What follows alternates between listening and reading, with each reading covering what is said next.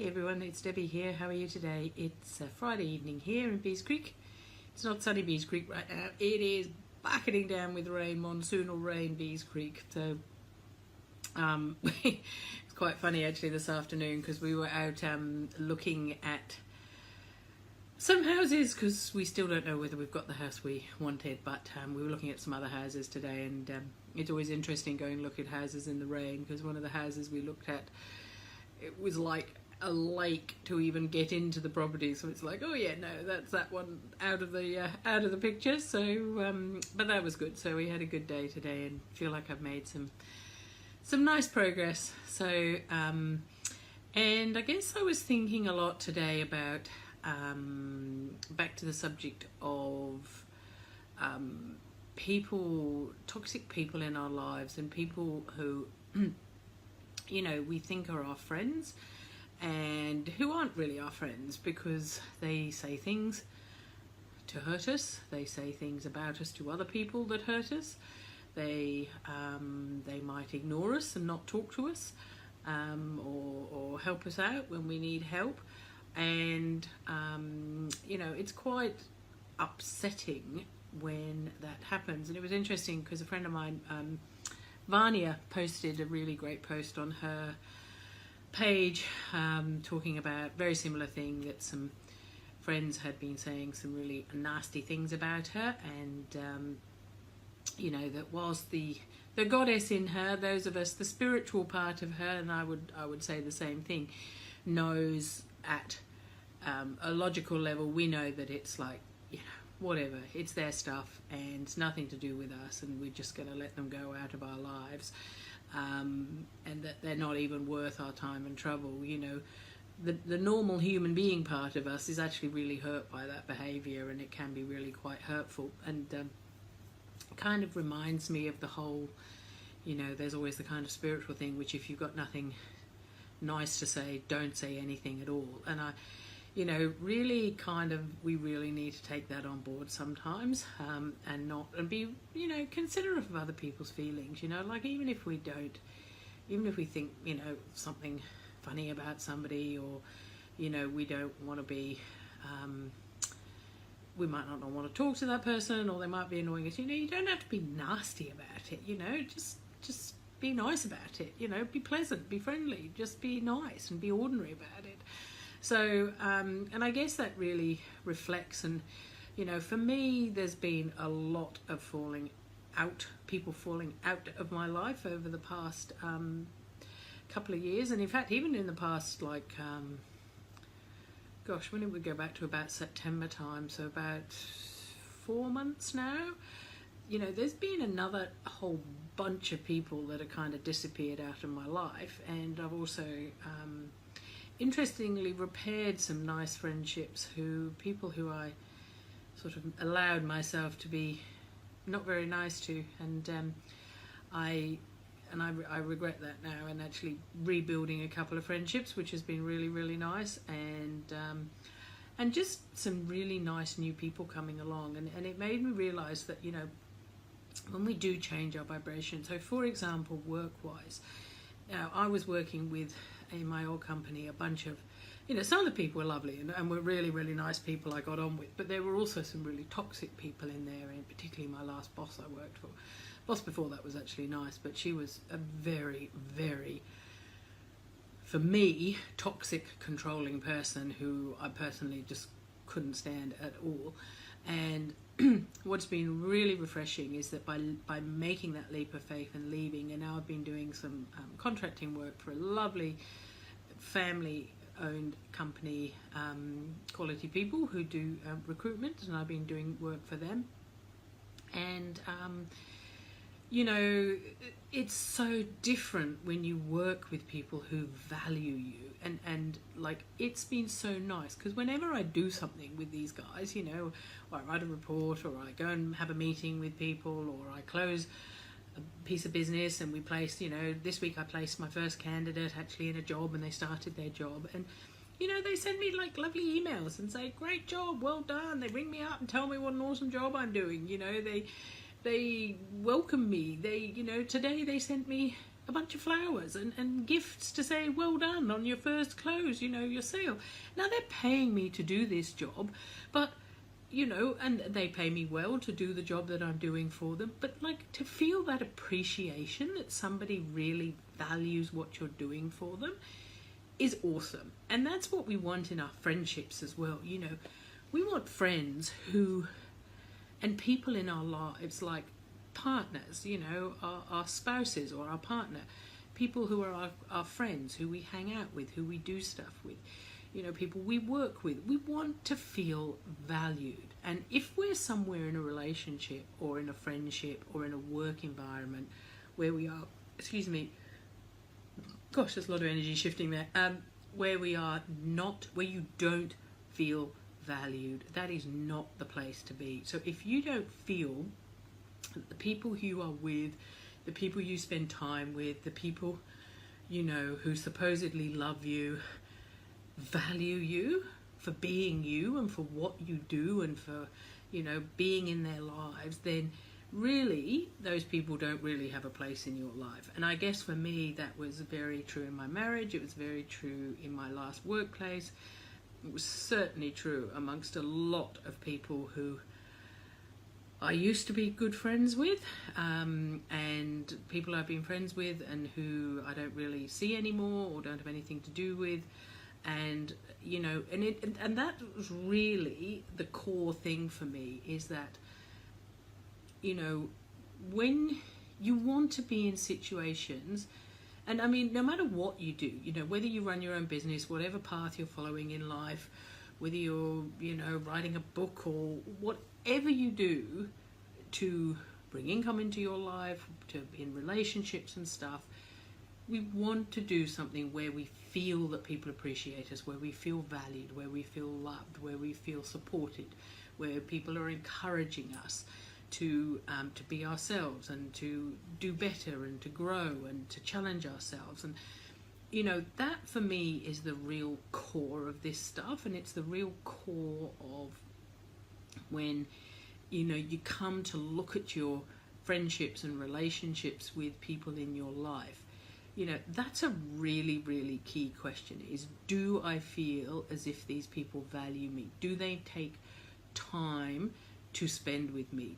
Do they, do they value the work I'm doing for them? Do they value, my time? For example, and that's a really interesting one, because if people waste your time all the time, they don't value you and your time. If people keep you waiting around all the time, or people feel like it's okay for you to spend heaps of time doing stuff for them, but they don't ever do anything for you or don't appreciate it, and don't bother about it, because they're not valuing you and your time. And I mean, all of us, our time is precious. We all have the same amount of time. But I think that's a really key thing, and it's a really good way of looking at some of the situations we're in, such as our work, such as our relationship. I know in my marriage, I did not feel that my now ex-husband valued me at all. He didn't value everything I did around the house. He didn't value everything I did for the family. He didn't value me as a person, and didn't support me as a person. So therefore, why would I want to stay in a relationship where that person isn't supporting me and valuing my input to that relationship? So, and that was very true at my last job, and it's certainly been very true in a whole bunch of friendships. I have a good friend of mine who I've been good friends with for a really long time. I mean, I'm talking years and years and years and years and years. And I have been now trying to get hold of her for 2 months. And in 2 months, she hasn't spent 5 minutes to return my call, other than send me a text saying, I'm too busy, I'll call you later. And she hasn't called me back. So, that says to me that she places no value on our friendship, because seriously, if in 2 months you can't find 5 minutes to pick up the phone and actually talk to somebody, then clearly you don't value their presence in your life, because if you did, you would make the time and effort to do that, And so much as it pains me to do that, that's a friendship I'm going to have to let go of, because seriously, if somebody can't be bothered to pick up the phone and talk to me for 5 minutes and say, how are you going? How's things? You know, you've been trying to get hold of me. Sorry, I haven't got back to you. Then really, you know, that speaks volumes for me. So, you know, and I think sometimes we really don't want to see that, you know. Sometimes it can be people we're really close to. It can be family members. It can be, you know, it can be our partners, our spouses. It can be a lot of people in our lives. But one thing I do know is that as we, you know, as we go on our spiritual path, as we increase our feelings of self-worth, as we do the work, as we start to follow our passion in life, you know, there is no place for people like this in our lives. Like, there really isn't. And we need to support ourselves with, you know, our cheer squad, our tribe, people who love us, people who encourage us, people who value us, people who, you know, don't take us for granted, people who encourage us and support us, you know. And that's really, really important. And as I said, you know, it really doesn't matter what you're doing. It's been interesting because, you know, when I quit my job, my intention was to do this full time and to just take some additional part-time contract work, you know, just to keep things ticking over. Now, as it's turned out, the work I've been doing, I've actually really, really enjoyed doing, and I found I'm actually pretty good at it as well. So, you know, something that sort of came up by chance, you know, good old universe co-creating and offering me an opportunity, is actually something I'm really good at, because there's a couple of things I'm doing in this work. Because I'm doing sort of high-end recruitment work, I work with like contractors and people trying to find new careers and new jobs and that sort of thing. Now, what's been really interesting for me doing that is, I'm a real people person and I love talking with people. And in this job, all I do all day long is talk to people. Like, that's all I do, basically, is talk to people. And which is great, because I love doing that and meeting people, and, you know, and it's great, you know, working with clients, but it's all people. It's all about the people. The other thing I'm really enjoying is that, you know, quite a lot of these people, I'm also doing a bit of coaching with them often, you know, and encouraging people and helping them see what it is they really want to do. Because, you know, we all have a path to find, a passion in life and whatever. But for some people, their career that they're doing absolutely is their passion. You know, some people, IT and ICT is their passion. Some people, project management's their passion. Some people, teaching is their passion. Some people, doing accounts is their passion. So some people, you know, being a really awesome admin and running things amazingly is their passion. And so everybody's passion is different. And it's great to be able to help people, you know, really identify what it is that they really want to be doing. And it's been interesting for me that now I'm working in such a supportive environment. You know, it makes me realise that, you know, and I feel like,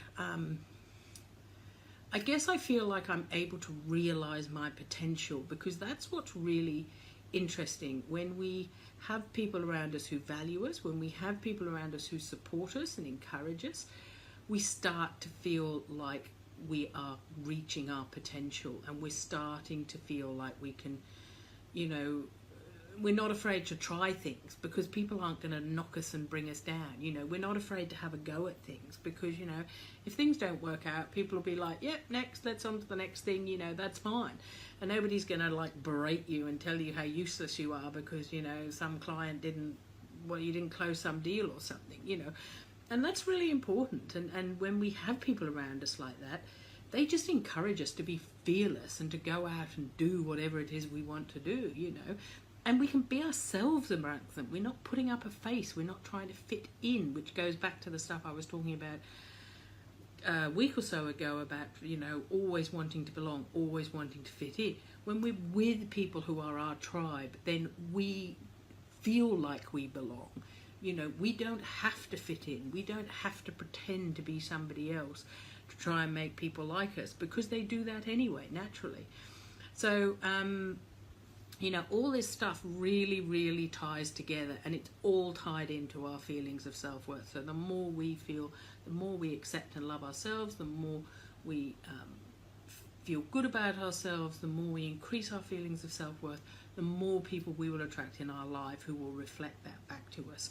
And I was reading something really interesting the other day. Somebody was saying, you know, you can't expect somebody to love you in a certain way if you can't love yourself yourself that same way. So if you can't love yourself unconditionally, how can you expect anybody else to love you unconditionally? You know, really. And if you can't, you know, so that's, which is a really interesting concept, you know, really makes you think. So anyway, you have a lovely Friday evening. I am going to sit and do some writing and stuff now, and I'm just like, it's lovely. The temperature's cooled right down because of the rain, so it's beautiful here. I think we're in for a cool, wet, rainy weekend, which is awesome. And you guys take care, and I'll talk to you all soon. Bye. Hey everybody, I'm just going to sit here for a little bit, get myself comfy, and see if anybody comes on. So I am going to do some live. Hey Helen, how are you? Going to do some live oracle card readings. Oh, I'm just going to grab my phone. Hang on a second. For some reason I don't always get. If you're there, Helen, could you put a comment up so I can see if I can see comments? Because I know I've had problems with this in the past and I can't actually see any live comments, so that would be great if you could help with that. How are you going today? I'm trying to find my live post, see if it comes up in my newsfeed. So hang on. Just trying to find the post. Oh, where is it? Have you put? Oh, okay. Just trying to get this up in my feed. Right. So how are you going today? I'm just going to draw some cards for everybody when they get on here, so just give me 2 seconds. I'm just trying to see if this has come up. Just trying to find something and then I'll get drawing some cards. My internet's being slow today. I don't know if you put a comment up or not, Helen. I can't see any comments at the moment, which is really annoying. So let me just go back and see if I can see it on my Facebook feed.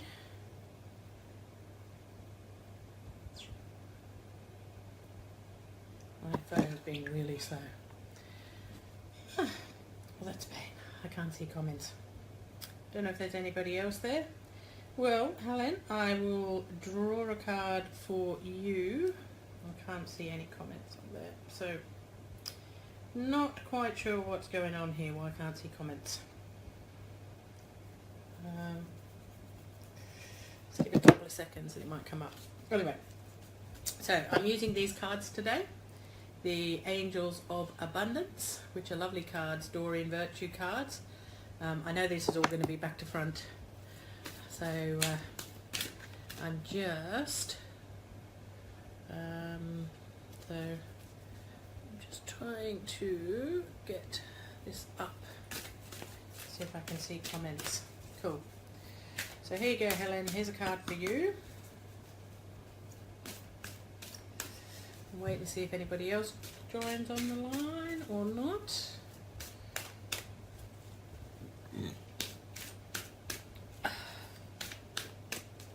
Okay. Okay, so your card today is savings. So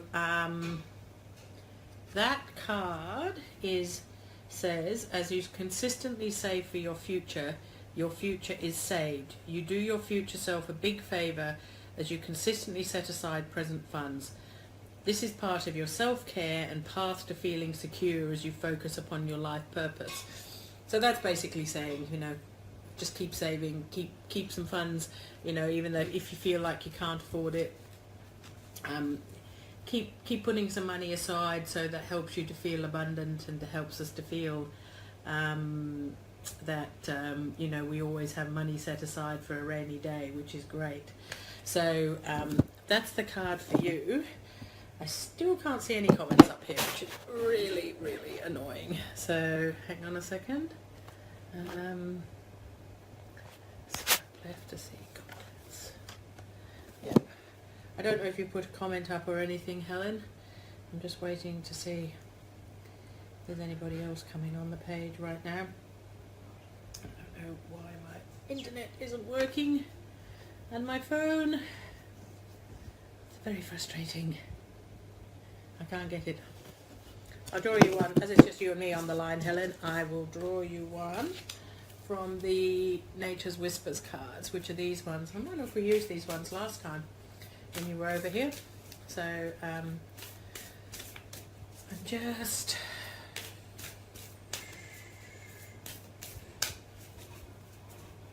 going to draw you one of these.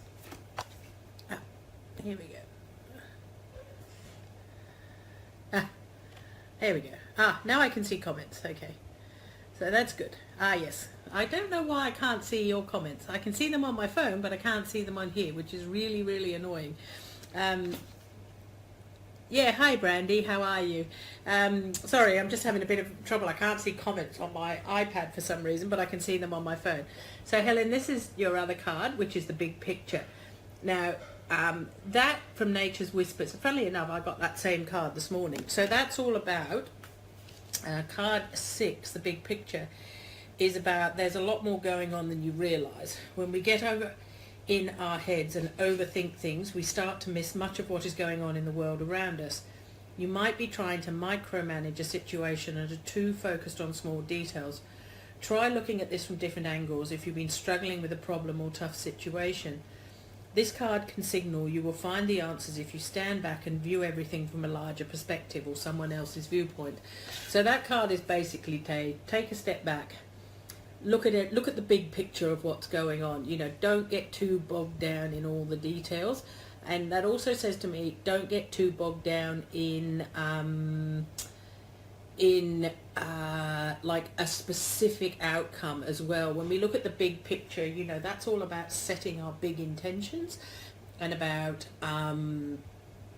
you know, actually thinking about what the end result we want is. But don't get too bogged down in the detail, and just take a step back and look at the overall picture rather than getting too bogged in the detail. Super pretty cards, these. So Brandy, I'll do a card for you now. I've got Angels of Abundance, which is these ones, and I have Nature's Whispers, which are both very beautiful. The Angels of Abundance is specifically about financial things, and Nature's Whispers covers everyone. They're super pretty cards. So I can just draw for you, and you can you can just let me know which one you would like, or I will pick for you. Nature's Whispers are in my hands. Seems like Nature's Whispers. So if you have a specific question, Brandy, put it up, because even though for some strange reason I can't see comments on my iPad, I can see them on my phone. So that's all good. So here we go. Just going to draw one for you. Thanks for coming in and watching today. So here we go, Brandy. Oh, trying to get one out. Oh, here we are. This is the one that wants to come out. So the card for you today is Breakthrough. Super pretty cards, these. The images on them are just gorgeous. And funnily enough, that's the image that's on the back of the card as well. So it's all the butterflies and the woman just leaping in the air and breaking through. So very, very pretty images. Number 8. And the message with that one is about feeling confident that things are falling into place. Just as a seedling breaks through the surface of the earth, you too are going to experience an emergence. The efforts of your hard work will become evident, and you will begin to see the difference of all that labour and time you have invested has made. Count your blessings. You are gifted with a creative touch and the ability to generate new and wonderful things. Take a moment to feel how proud of yourself for all that you have accomplished. So what that card is really saying is that, you are breaking through, and, there are new things happening, but it is as a result of all your hard work. So, that's really saying quite specifically that you've done the work, you've put in the time, you've put in the effort, you've put in the dedication, and now you are breaking through and seeing the results of that. So, you should start to see all of the efforts of your labours as you break through everything. So I hope that resonates with you. I hope people can see. I'm not sure if my phone is causing problems or not. So just looking here. So if there's any, oh hey Alison, how are you, hun? How you going? Just drawing some cards. So I'm just having a bit of difficulty on my iPad. For some reason, when I go live on my iPad, it doesn't show me the comments, which is really annoying. Let's write a comment. So I'm just waiting for them to come back up on my phone again, which is taking a bit of time. So I'm doing Angels of Abundance, and I'm also doing Nature's Whispers, and I'm feeling Angels of Abundance for you. So I'm just going to draw one for you. I'm sorry, I can't see. If you made any comments, Alison, I just can't see at the moment because my phone's just throwing a wobbler. It doesn't want to bring anything up at the moment, so for some bizarre reason. Okay, that's an interesting card for you. So it says sever vows of poverty. And that's like, the phoenix rising from the ashes there. Dear one, there's no need to suffer or sacrifice. Hold the intention of undoing any vows of poverty or self-denial that you may have made, consciously or unconsciously, in any lifetime. As you do so, all effects of these vows will be undone for everyone involved in all directions of time. So, that's saying that sometimes we might have taken a vow of poverty in a past life. We might have made, it might have been part of our soul contract, or it might have been something we've taken a vow of poverty in a previous existence or in a previous reincarnation, and now we need to actually sever those vows of poverty. So that's really saying, actually state an intention and ask the archangels and angels to sever those vows, cut all those cords, and actually allow ourselves to receive and allow ourselves to live in abundance. So not sure if anybody else is there, because I still can't see any comments, which is really annoying. Really, really frustrating. Our internet has been so bad here lately. It's been absolutely terrible, and it's very up and down. So, sorry, I'm just trying to see if I can get these comments up on my phone. They just won't come, which is frustrating. Oh my god, that's so annoying. Sorry about this, folks. So I may have to drop off here and see what is going on, because I can't see anything at the moment.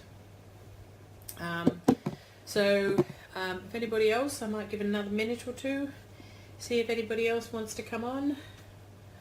I might go back to my old post and just let people know I'm on now. Where am I? Go live. And on post. Cool. So a couple of people asked me to pull cards, so I might pull some cards for them because they said they couldn't make it, so I might pull some anyway. And So I know Katie wanted to come on and couldn't, so I'm just going to post a card for Katie. So this is for you, Katie, if you watch the recording.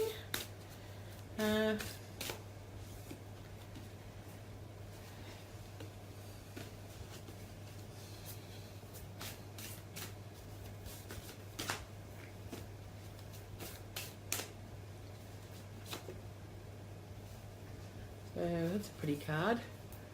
Culmination of Vision. That's a super pretty card. These are lovely, these cards. Really like them. So, where's the card? Where's the reading card? So, just looking here.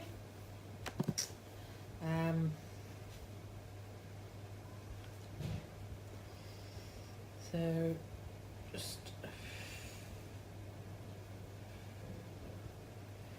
just going to read that one. So, culmination of vision for you, Katie, is time to take positive actions towards your goals and dreams. Be adaptable and fine-tune any of the details of what you are creating. Reflect on your desires, make sure your attitudes and beliefs are in alignment with what you wish to accomplish. Let go of any aspect or quality that no longer fits what you intend to accomplish. So that's saying you've just got to basically, make sure that your beliefs are supporting your dream and your attitudes, and you're working in that direction. And, let go of anything that doesn't support you in that, So, make sure that you're really in alignment with your goal, and don't allow yourself to be sort of sidetracked onto other stuff, and, just take some positive action towards it, which I know you're doing all the time. So I know that you're working really hard on your goals, and, you've got the vision that you want. So that's beautiful. Hey, Emma, how are you, hun?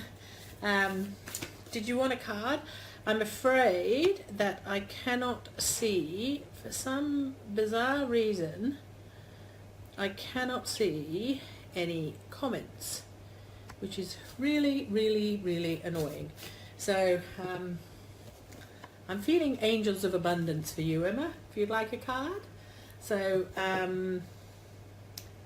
don't know what has happened here. I can't get any comments up, which is very annoying. So, but anyway, I will draw you a card, Emma. So, next time I'm going to have to do this in my living room, because that's cool. So, right, now I've got some comments. Here you go. That's great. Awesome. Okay, Alison, that's great. You're welcome. Thanks for that, Alison.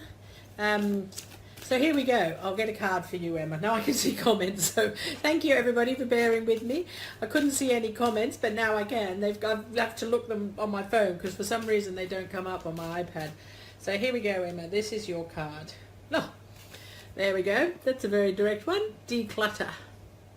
So, oh my goodness, it's snowing there. I've seen that you guys have had really heavy snow. So you take care and stay warm. So that, I've seen that there's snow everywhere, right across the country at the moment. So here you go, declutter. So it says here for you, Emma, you'll feel better and more focused if you take the time to clear away clutter from your living and workspace. Donate what you can to help others who may need your items. Be sure to keep your schedule uncluttered as well. So that is... it is all about, just decluttering your stuff. And I think for me as well, it's not only is the decluttering physical clutter, it's also mental clutter we might have in our minds going on at the time. And, it's all that stuff that's swirling around in our heads and keeping us stuck, because we get into this we've just got this mental clutter going on in our minds all the time. And I think the other thing, which is real clutter these days as well, can be things like stuff in our social media feeds, emails, all that stuff that comes at us electronically, 24/7. I know for me, I regularly declutter my email feed. And I just unsubscribe from a lot of things that, don't really resonate, because things have time, when they resonate with you. And, sometimes they do resonate with you for a while, and sometimes they don't. You know, after a while, you kind of are not interested in them anymore because that sort of time has passed. So, you know, decluttering that digital space for those of us who spend a lot of time and work online as well can be really, really important, so that we can sort of get clarity, and when we're scrolling through our Facebook feeds or whatever, that we, you know, we're not seeing a bunch of stuff that we really don't want to see. So I'm glad that resonated with you, Emma. So that's awesome. It's lovely to see you on here. So now I can finally see all the messages from everybody. So which is nice. I had to get that set up ahead of time next time. So yeah, so if there's anybody out there who wants a card, let me know. Lovely to see you. I'm more than happy to draw one for you. Have you got the snow too, Emma? I think I saw on the news, and I've seen lots of photos on the Facebook feeds and stuff from people that it's been snowing everywhere. So, and we're the opposite. It's like about 1,000 flipping degrees here today in Darwin, and very hot and sweaty. We're hoping the monsoon, it keeps kind of coming and going, which is like the heavy rain that comes in, but it keeps disappearing again before it really sets in. So if there's nobody else that wants a card, I think Margaret wanted one, so I will. Right, you've missed it. Yeah, cool. I might do Nature's Whispers for Margaret, because I know Margaret said she wanted a card, but she may not be able to get on live, so I'm just going to pull a card for you, Margaret. So this is for you, Margaret, if you're here. Contemplation. That's a beautiful card with the butterflies and with the lions around there. That's a really pretty card. I don't think I've ever pulled that card before. That's a new card for me. Oh, thanks for that. Thank you for the red guy. Do you know, that's a really funny story behind these glasses. I bought some glasses in like November. I got some new glasses, and then they weren't very comfy, and I didn't really like them very much. And then one day I was wearing them and I leant forward, they fell off my head and I trod on them before I could stop myself. Oh, hey Danny, I'll pull one for you right now.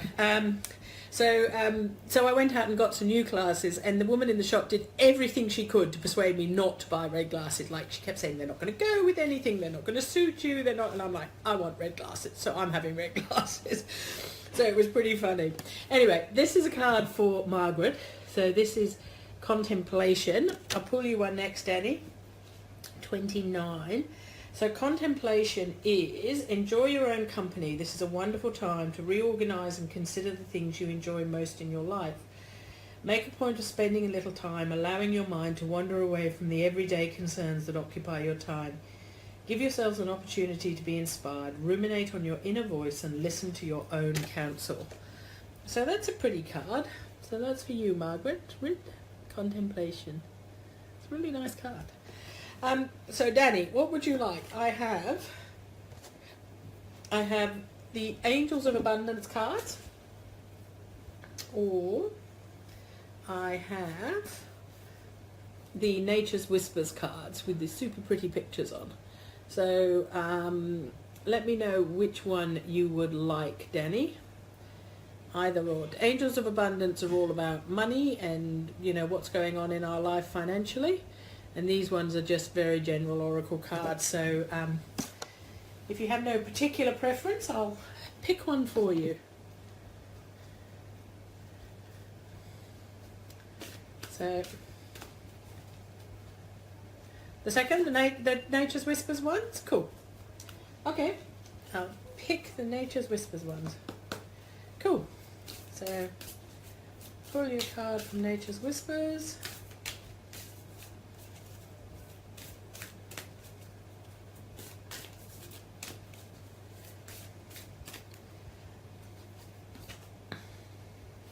Ooh, that's a pretty card. That's a lovely card. Look at this card. Be true to your heart, it says. What a gorgeous card. So there's a beautiful woman with all the birds and the seashells. There's a ship there. There's a gramophone, and she's holding like crystals or like like a source of light in her hands. That's beautiful, like a heart. It's gorgeous. Right, let me read the thing, because these are not always that obvious. Be true to your heart. Right, so this is for you, Danny. Oh, thanks, Emma. Take care. Lovely to see you. That is just, you know, I pulling all these cards tonight. I've never drawn that card before, ever. So that's such a pretty card. Be true to your heart. In this moment, draw on the energies of harmony and union when making a choice.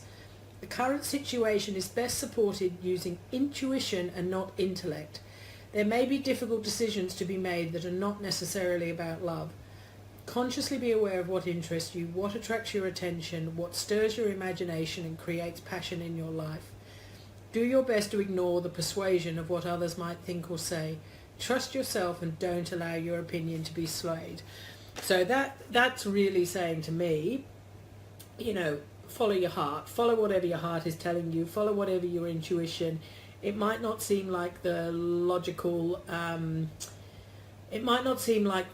way to do it, and it might not seem what everybody else wants you to do, but you know, if you've got decisions to be made, trust your intuition and follow your heart, and do whatever you feel is the right thing to do for you, and you know, don't be taken off course by what other people think. So that's the card for you, Danny. That is such a pretty card. And down there, like, those ships are like they're sailing off into the ocean. Like, there's a great quote, losing sight of the shore, and that's really all about what that's all about. You know, sometimes we have to lose sight of the shore in order to find what we're really looking for. So don't be afraid of that and of making those decisions. That's a beautiful card. Hey Donna, how are you? Did you want a card? Yeah, absolutely. Got plenty of time. So now I finally got the comments working on here. It took me forever to get the comments working, but I finally got them working. So I'm doing Angels of Abundance, which is all about money and finance and abundance, or I have Nature's Whispers. I don't know which one you'd like. So let me know if you want Angels of Abundance or Nature's Whispers. So you can pick. So I'll just wait for the comment to come up. Yeah, how are you going, Donna? How's married life treating you? I hope it's going well for you.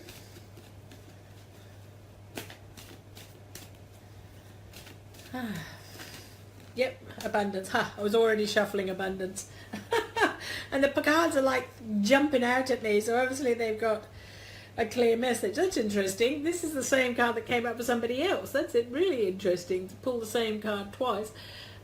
This card is savings. So this one is basically saying, as you consistently save for your future is saved. You do your future self a big favour as you consistently set aside present funds. This is part of your self-care and path to feeling secure. No, you haven't missed it, Tegan. You're all still good. I'm still going with cards here, so you're absolutely fine. This is part of your self-care and path to feeling secure as you focus upon your life purpose. So that's basically saying, like, by putting some savings aside for ourselves and for the future, you know, it gives us that feeling of self-care and security, and allows us to focus on what it is we're doing. So I hope that resonates with you, Donna. It's just saying about, you know, putting some aside. Savings are actually self-care for ourselves. So I hope that resonates with you.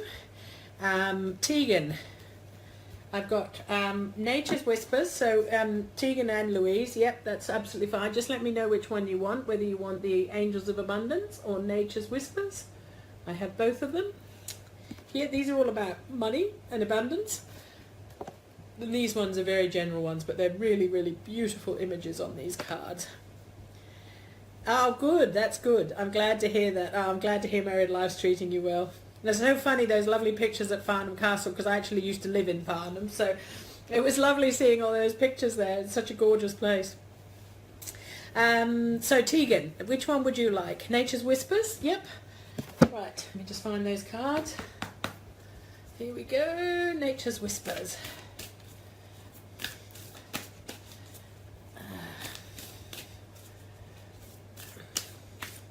Where are you located, Tegan? What country? Are you in England or the US or... And Nature's Whispers for you too, Louise. No worries. I'll do that in a second after I've done Tegan's card. Oh, here we go. This one popping up. Ooh, that's a pretty card. Yeah, it is a small world, Donna. It really is a small world. So this is another... Do you know, all these cards I pulled today, I'd never pulled any of these cards before for myself. So that's interesting, isn't it? Hey, Karen, how are you? If you'd like a card, I'll pull one for you in a second. So this is Ideal Course of Action. So that's a very pretty... She's looking with all the flamingos and the animals and the birds and everything around. And then she's looking at a castle in the distance. Iguanas there. So let me just have a look at this card. Look it up. 37. So if you'd like a card, Karen, I'll pull you one in a second. So this is for you, Tegan. Ideal course of action. It's easy to be overwhelmed in the planning of a new endeavour. Simplify your plans. Clearly envisage what you would like to accomplish. Find ways to ensure you can stay on path. Eliminate self-sabotage or other behaviour that might derail you. Determine what you design next. Do this through daydreaming and visualising what delights and inspires you. Trust that this is an important phase that is necessary to maintain alignment and clarity. So this is saying about, daydreaming and visualizing what you want to achieve is a really important part of the process, and you're not wasting your time by doing that. But just don't self-sabotage yourself. We're all very prone to doing that. And find, make sure you stay on your path, keep dreaming, keep envisaging, keep setting intentions for what it is you want. And, those castles in the air, the castles in the distance, keep dreaming of that and visualizing it, and trust that, you are on your path to those, to achieving that. So, and it's saying don't get overwhelmed. If don't allow the how of you're going to do it to overwhelm you. Keep it simple, keep focused on what it is you want, keep that intention in mind, the end in mind, and then just simplify the steps and follow the steps one at a time to achieve what it is you want. So that's a super pretty card. Very, very lovely card. And, and the ideal course of action, when we often get bogged down in the how of our plans. And when we get bogged down in the how, we can often lose our way because it can seem overwhelming and we can't see, a clear way forward to do things. But when we just visualize what it is we want and we keep the end in mind, then we can just follow that simple inspired course of action as we're inspired to do so. So, oh great, I'm glad you like that, Tegan. That's awesome. So thank you. Louise, Nature's Whispers, and then Karen, you're next after that. So here we go. Louise, where are we? Just keeping an eye here on my phone. Sorry, I'm not trying to ignore you up there. It's just that I can't see the comments on my iPad, so I have to keep looking at my phone, which is really bizarre. And now they've appeared on my iPad, which is really strange. So, so here we go for you, Louise. Okay. Oh, that's a lovely card. That card is Renewal of Peace. So that's a beautiful baby there, nestled in the roots of the tree, with all the animals around it. Funnily enough, that card actually reminds me, just outside my bedroom window here, I have a beautiful banyan tree, which is a huge tree with all these big vines that come down, and they actually put roots down in the earth. And in the roots of my banyan tree is actually a beautiful little angel, just like this, a little bit bigger. And it's actually, the roots have actually grown around it, so now it's part of the tree. So this is just like the one outside my window. So Renewal of Peace is card 13. Let me have a look. Yeah, Renewal of Peace. So it's important to maintain peace with all aspects of your life, mental, emotional, physical and spiritual. Inner imbalances can manifest in your daily life if you don't make time to take care of yourself. It doesn't matter whether or not your imbalance is a negative one. Being optimistic to the point of believing yourself to be invincible can also lead to challenges. Balance is best achieved through listening to your body. Take time for yourself, allow your inner power to heal, and return to being peace-filled. This will assist you and make you stronger. So what that's saying to me is that you probably need a bit of, you probably had a lot of challenges going on, you've probably got a lot of going on, and you might feel a bit out of whack, a bit out of balance.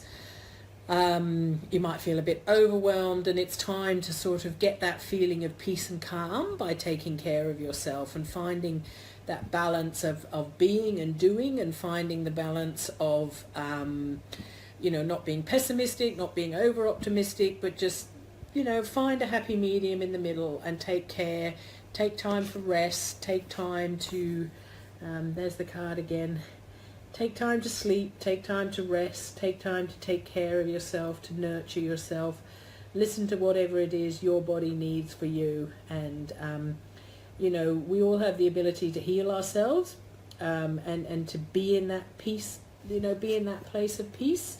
So, that's a really pretty card. It's a really lovely card. It's just saying about finding some inner peace and taking care of yourself, self-care in order to do that. Karen, for you, I don't know whether you would like, I hope that resonates for you, Louise. So I don't know whether you would like, oh, that's great. Thank you. I'm glad that resonates for you. Karen, I don't know whether you'd like Angels of Abundance or Nature's Whispers, so let me know which one you would like. So,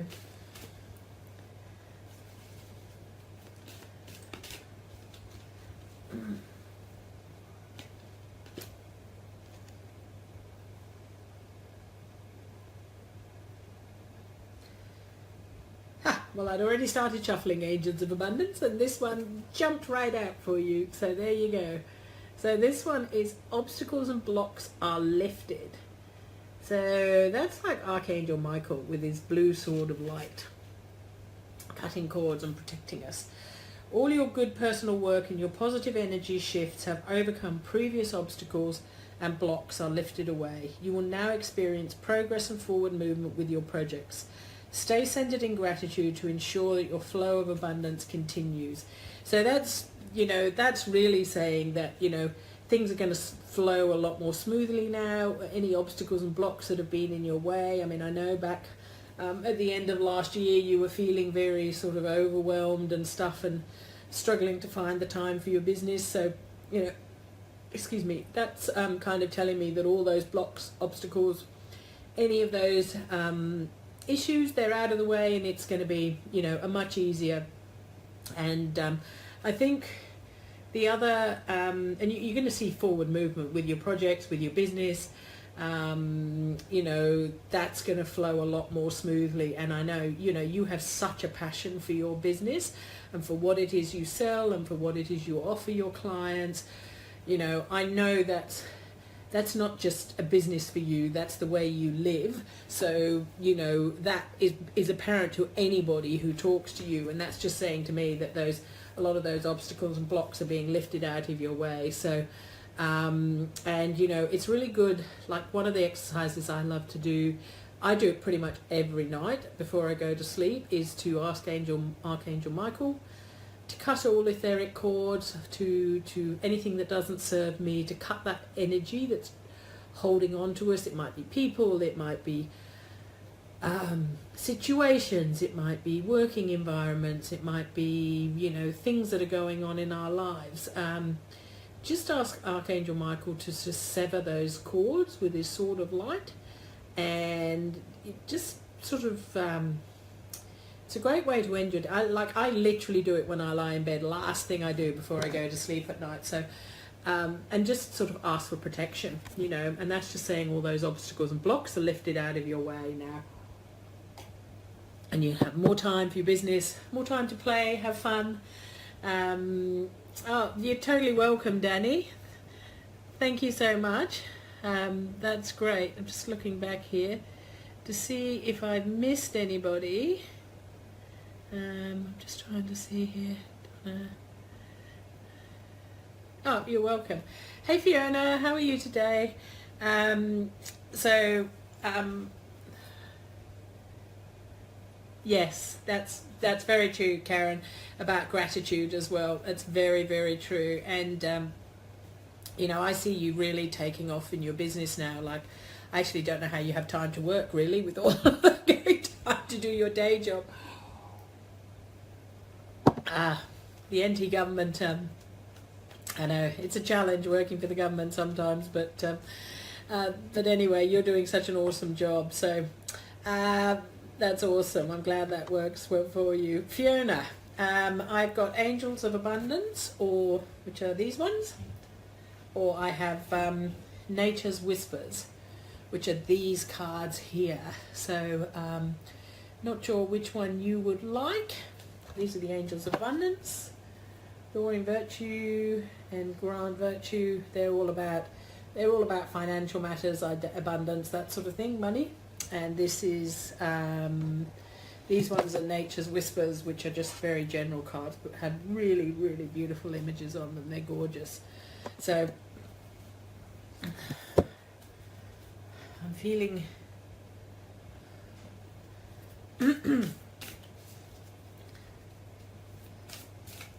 taking a while for these comments to come up on here. Our internet's not very fast here at this house. We don't have very good internet, so it's very patchy. Some days it's absolutely great, and other days it's terrible, and it just like drifts away. So can't see if there's any comments. Well, I'm going to draw you a Nature's Whisper because I'm being drawn to... Oh, you're going with, you want the angels. Okay, no worries, I'll do the angels for you. That's fine. Angels of Abundance, cool. No problem. Angels of Abundance it is. Oh, well, that one popped straight up. Oh, well, that's a nice card. You're going to like that one, I'm pretty sure. So that's saying a raise or a promotion. So, pretty card. Girl in the picture with a halo. Congratulations, an increase in your abundance flow awaits you. This is a result of your positive focus and willingness to take action based on your divine guidance. Keep up the good work. So that's saying to me that you're going to get increased abundance, you're going to see an increased flow of money into your life, but it's as a result. Yeah, Danielle, that's absolutely fine. I'll draw one for you next. It's saying that the increased abundance in your life and the increased money that's coming into you is as a result of the fact that you've been positive, you've been focused on being positive, and you've been following your intuition, you've been taking inspired action, and that's what's bringing that extra money to you and that increasing the flow of abundance to you. So it's basically saying keep up the good work. That's a really awesome card. That's telling you you're going to get, your money is going to flow really well, and it's as a result of all the work you've done and the action. So keep taking that inspired action, you know, it's keep that positive focus up, keep you know, thinking about what it is you want, and it will, you know, definitely lead to an increase in abundance for you. No worry. Yes, Danielle, that's fine. I'll draw you one now. And then Nikita, yep, you're next, please. No worries. Nature's Whispers. So this one's for you, Danielle. Oh, that's awesome. That's a lovely card, Fiona. That's an awesome card. You can't get much more positive than that if you want to draw cards about money. That's awesome. So, hang on. So, Danielle. Okay, this is for you, Danielle.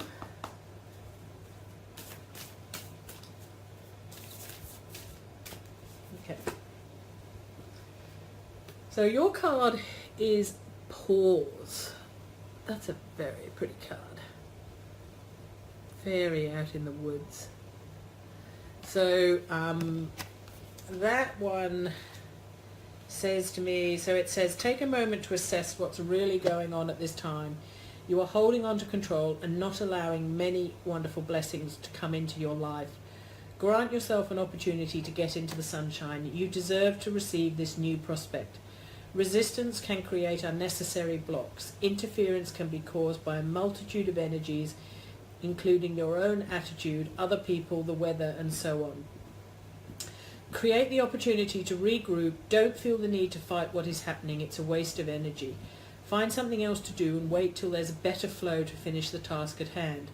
The willingness to try something new is all that you need to create something wonderful.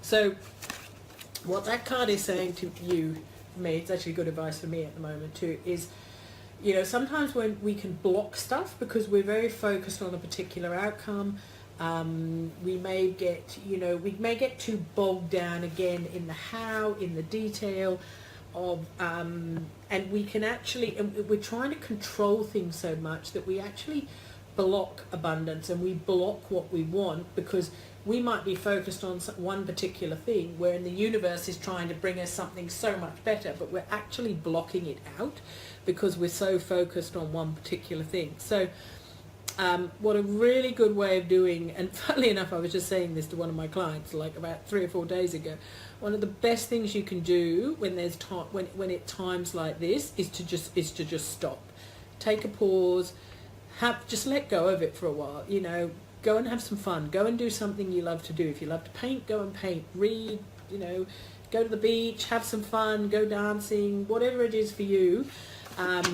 Make sure that you are doing something. Just take a break, stop, you know, even if it's for a few hours, for a day or two, you know, a week, whatever, just let it go and let divine timing come in, and don't get too focused on trying to control the outcome of what it is you want. Take a break, take pause, take your mind off it, keep your intentions and focus positive, and just regroup, you know, and be willing to sit and be willing to consider that although you might not get the outcome you want, you think you want the particular outcome, you might get something so much better out of it, because the universe is always got our backs, and the universe has always got us covered, and you know, we might be blocking something so much better by being focused on a very particular outcome. So take a pause and stop worrying about it. Cool. So I hope that resonates for you, Danielle. Nikita, so you wanted Nature's Whispers too. So this one is for you, Nikita.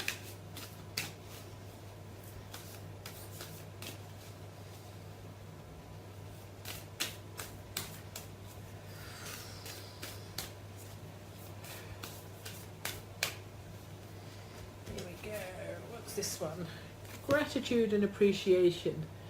So that's a beautiful card with the unicorn in front of the full moon and the beautiful rainbow and the little girl with all the flowers here. So that card, which I'm very familiar with, this card is all about being, you know, appreciation and gratitude for whatever we have. So it's about recognize the good qualities in others and openly share your gratitude with them.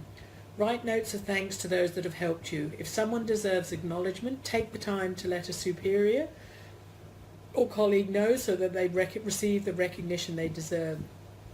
Nature is continually sharing its beauty for us to appreciate. Beholding a rainbow is a gift, and when we encounter a rainbow's beauty, it's the perfect time to be grateful for all the gifts in our lives. It's important to generate the positive flow of thankfulness that can bring joy into someone else's life. By doing so, you will not only decrease your own stress, you will also generate the feeling of goodwill and love in your life. So it's basically saying be grateful and appreciate all the beauty around us. Funnily enough, I was driving this morning to feed a whole bunch of horses I'm looking after at the moment for riding for the disabled, and which is very appropriate being as there's a unicorn in the picture. And there was a beautiful rainbow all the way there. No matter which way we turned, there was a gorgeous rainbow in front of us. So that's very appropriate for me too today. So it's just saying appreciate other people and express your gratitude and appreciation for others in your life. And that will, you know, reduce your own stress and also help you, and to see, you know, whenever we see something of beauty like that, to really, nature's beauty, to really be grateful for everything around us and for the gifts around us that we have. So I hope that resonates for you, Nikita. I think I got everybody. If there's anybody I missed, let me know, because my comments are doing weird things, and I don't know if I'm actually if I'm not seeing the comments or whether they're not there, it's hard to say. So, but if there's anybody else there, let me know. I'm going to drop off in a second otherwise. So thank you, everybody. I hope you enjoyed the readings today. Thanks for your time coming on. And I'll do some more soon. And I'll look forward to talking to you all soon. Take care. Bye. Hey everybody, it's Debbie here again. This is video 3 of my wrap up for 2016 and getting ready for 2017. So the first 2 days we covered looking back and reviewing your successes for the year. And then yesterday we looked at releasing and letting go, and really just letting go of all anger, hurt, frustration, negative emotions, old stories, old beliefs, and just getting ready, clearing out, making space for all the good that's coming in and what you want in 2017, and wrapping up the year. So today we are going to talk about decluttering. So this is this can be really, really charged with emotion for some people, and it really is a process. Like, you are not going to declutter your entire life in one day, but it is really good to make a start on it and to really think about where you can clean stuff out, clear stuff out. One thing I have found to be really true is that the more I declutter, the more I release negative energy, the more I create space in my life for the things that I want. So physical clutter and mental clutter really holds us back. Like, it really holds us back. And a lot of emotion is often tied up in that clutter. It often has emotions tied up to it, feelings of self-worth, feelings of lack, because we hold on to stuff because we don't believe that if we let it go that we can have it again, that we'll be, poor and we won't be able to afford to replace it, or we won't be able to get that stuff again, or whatever. We won't have enough stuff. Decluttering is a really, really critical step in my view, and this is a great time to do it.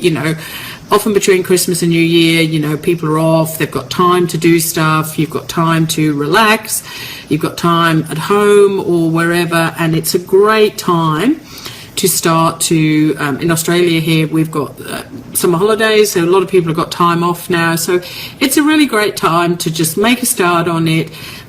And whilst it's a process, just declutter the stuff, whatever first comes up to your mind, that's where you start. So getting rid of physical stuff is amazing. Like, I am now at the point, because we moved to a much smaller house, I did some really massive decluttering, both physically and kind of mentally as well. And I found that really having less stuff is just wonderful. It's just wonderful. Like, I went through my wardrobe and I got rid of so many clothes. Like, oh my God, like I really have very few clothes left at all. But then pretty much everything in my wardrobe is stuff that I really like and I really like wearing. So, and this is an ongoing process. As I said, it's not something you're going to do in one go and declutter your entire house, but it's great to make a start and clear wherever occurs to you first. So if it's the kitchen counter, clear the kitchen counter. If it's your wardrobe, start in your wardrobe. If it's your desk, just clear your desk and tidy up.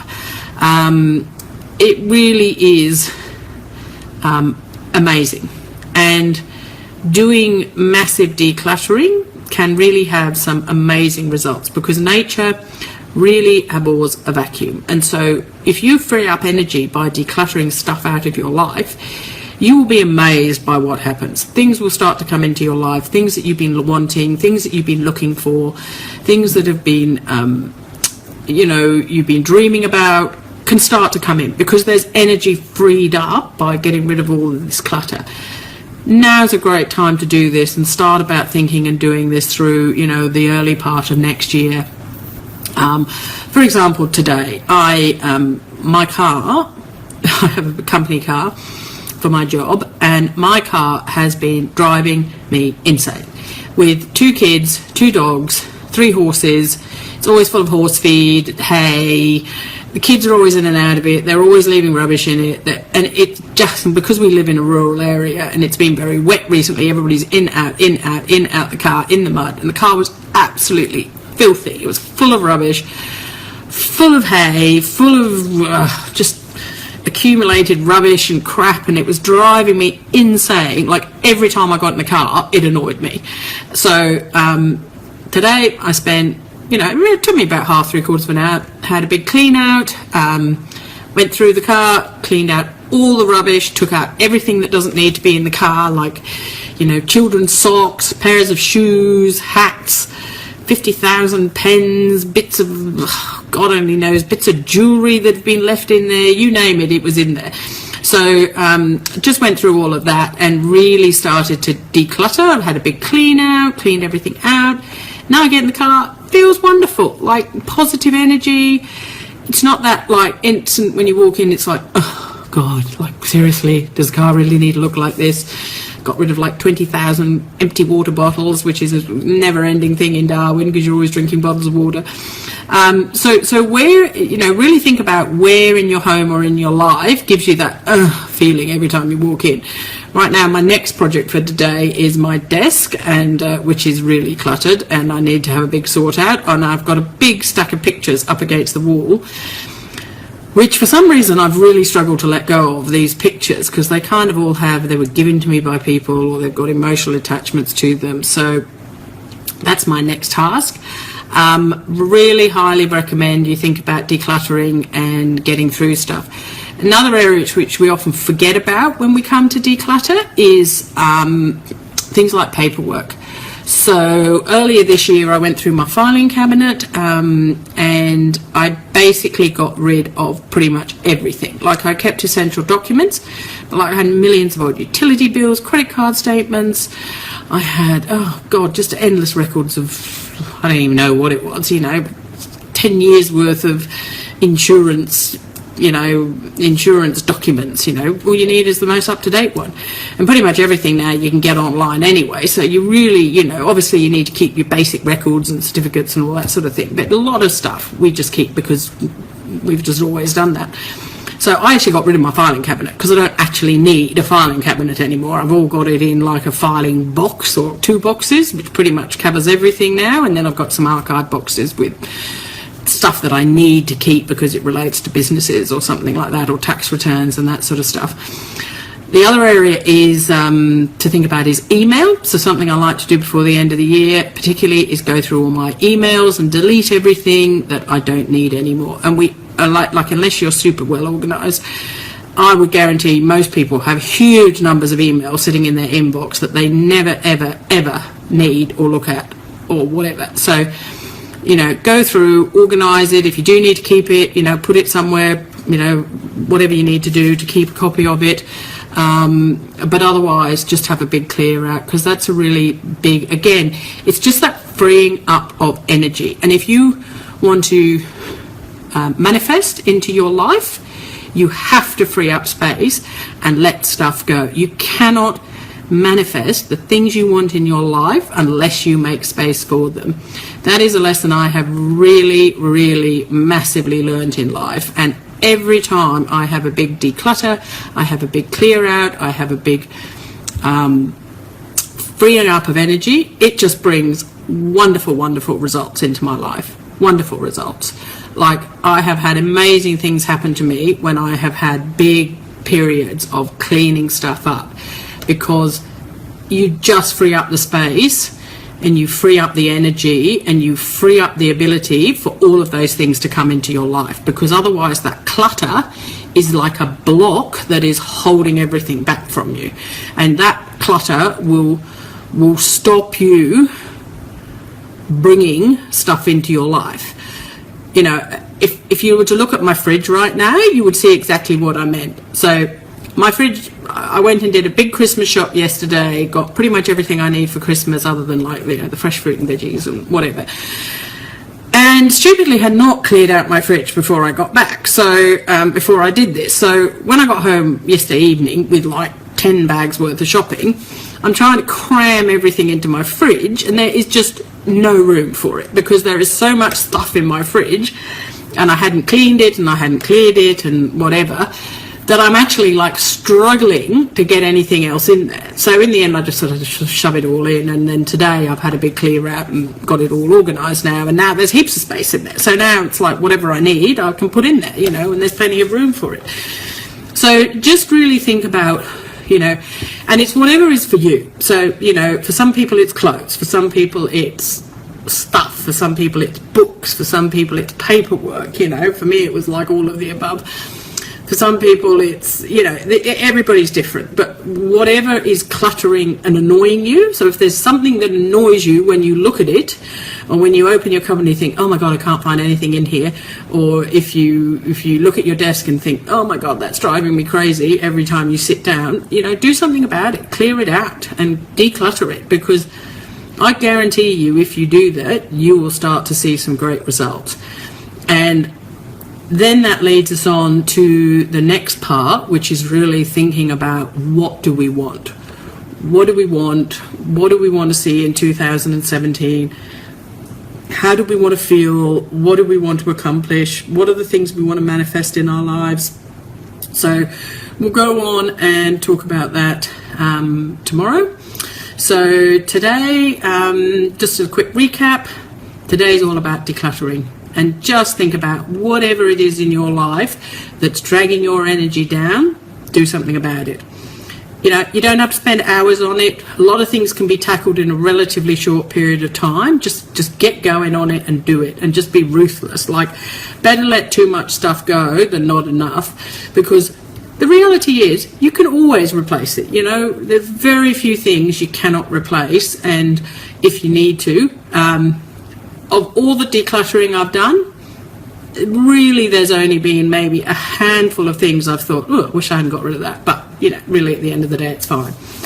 Nothing important, nothing, you know, that I can't go out and buy again. So, you know, have a great day, and good luck with the decluttering, and we'll talk soon. Bye. Hey everybody, it's Debbie here. It's Monday night here in Bees Creek. Just had a lovely, cool, refreshing shower because I was very hot and tired after a very busy day, running around out in what was a way too hot and humid day today, and I was thoroughly exhausted by the time I got home this evening. So was just thinking this evening, just following on from some of the posts I've been writing about, you know, other people's opinions of you, and when people, you know, how people who we've previously been good friends with, it might be people we work with, it might be people, our partners, somebody we're in a relationship with.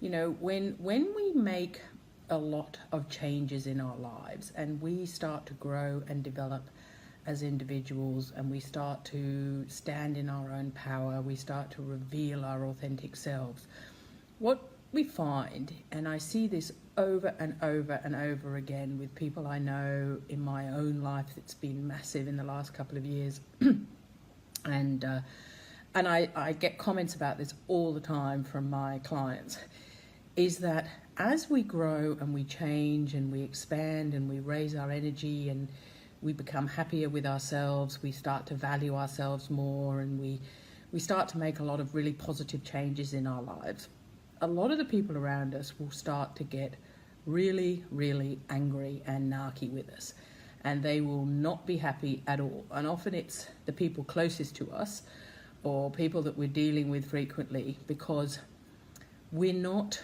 the same person, and they can really start to get angry and nasty and make nasty comments to hurt us and bring us down, and it's really hurtful and difficult to deal with. You know, I know from my own personal experience that over the past couple of years, you know, I've had some people who've said some horrible things to me. Like, they really have been absolutely vile, and they have deliberately tried to upset me and to hurt me, you know.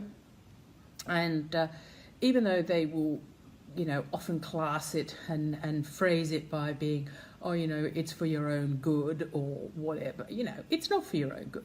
When people make nasty comments to you, you know, and people who you're close to, and people start to make derogatory, nasty comments, hurtful comments to you, or start getting angry or tell you they hate you or they don't want anything more to do with you, they're doing that for one of two reasons. They're either doing it to hurt you, either consciously or unconsciously, and people want to do that because they are upset by the fact that you've changed, and they feel that you've slighted them in some way, or the way you're behaving now doesn't fit in with them. And so because they feel aggrieved and hurt by that, they want to hurt you back again, and they will deliberately say things to you to deliberately try and hurt you and make you feel bad. And or the other reason people will say those comments is because they want to control you. And often in a lot of relationships, and often for a lot of people who are very empathetic, what you will often find is that we may have been the one in a relationship who's always taking care of things, looking after them, being the nice one, being kind of subordinate to the other person. And as you start to grow and change, and you're not allowing that person to control you anymore, people will get really, really angry, and they will not be happy, and so they will do everything they can to gain the upper hand again and gain control again as they see it, and say whatever they can to try and make you feel small and bring you back down again to where you were, and where they feel in control and that you're doing stuff for them.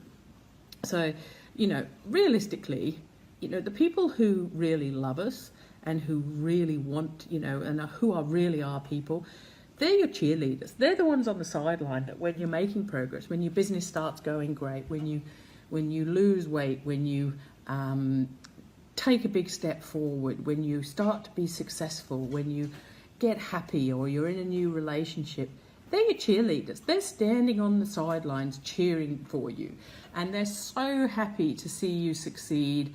And they do everything they can to encourage you and support you and love you, and would never dream of saying anything to hurt you. So the reality is if people are being nasty and saying hurtful things to you, they're doing it because either they feel threatened or because they want to hurt you. They want to say something. And people do that because as we step out of our comfort zones and we grow, for example, with friends, you may have had a bunch of friends that you may sit around with, and you may have been the ain't it awful club, and you sit around and complain about everything. You complain about your husbands or your marriage or your work or your life or, the government or whatever. They sit around and complain all the time. Now, if you stop doing that, those people aren't going to want to be with you anymore, because all of a sudden you make them feel uncomfortable, because when they start doing that, you're like, I'm not really interested in talking about that, and change the subject, or don't want to go hang out with them anymore, because you just get really negative and toxic, and you don't want to do that anymore. So when we start to really start to change and grow as people and become more positive and become happier and really value ourselves and really reveal our authentic selves, it's very uncomfortable for a lot of people who are used to us being our old selves, and they will do everything they can to try and drag you back down again. And if you refuse to do that, then they'll get really hurtful and nasty and angry, and they'll do everything they can to try and badmouth you to other people, or pull you down, or try and take you down a peg or two, or whatever.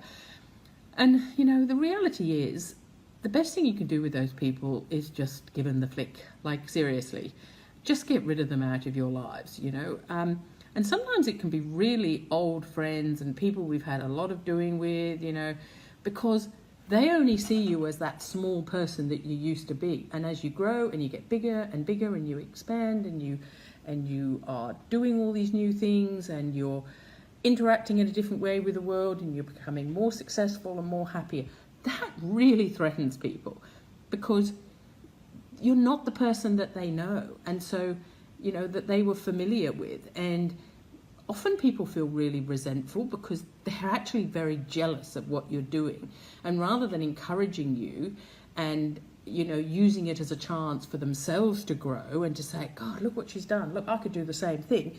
Actually, what they want to do is just pull you back down to wherever you used to be and where they're still at. So, and I see this so many times, and people get so hurt and upset by it. And it is extremely hurtful when people do that, particularly people who you've been close to, who you care about, who you love. And it's incredibly painful and hurtful when people do that to you. But you know what? Take it as a sign that you're changing. Take it as a good thing and just walk away from it. It's not even really worth reacting to. In a lot of cases, the best thing you can do is just walk away, because otherwise then we just get involved in a slanging match which doesn't benefit anybody. But what I would recommend doing is setting some really, really clear boundaries with people, and if they don't respect those boundaries, then you just really need to get rid of them out of your life and just have nothing more to do with them. Because, the truth is that the people who really love you and who are your people would never say anything to hurt you deliberately, And if we think about it from our own point of view, if we're having an argument with somebody and we say something that we know is going to be hurtful and upset them, and the reality is we're all grown-ups, like we know when something we say is going to upset somebody.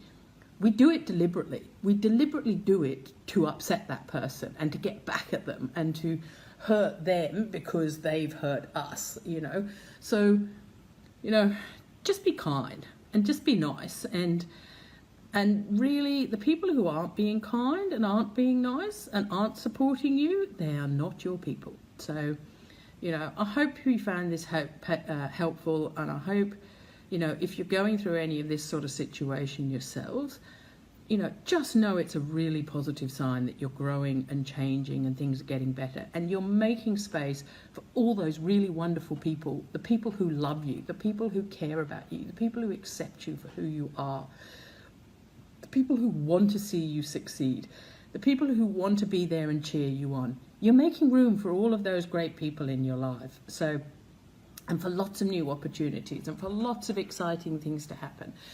So you take care, have a great evening, and I'll talk to you all soon. Bye. Hey everybody, it's Debbie here. How are you today? Hey, sorry I haven't been on very regularly over the last few days. I've just been catching up with myself and working through some stuff. So I was talking the other day about anxiety, and that I myself, since having some stuff going on in the last couple of months, had been suffering from some anxiety and was still working my way through that.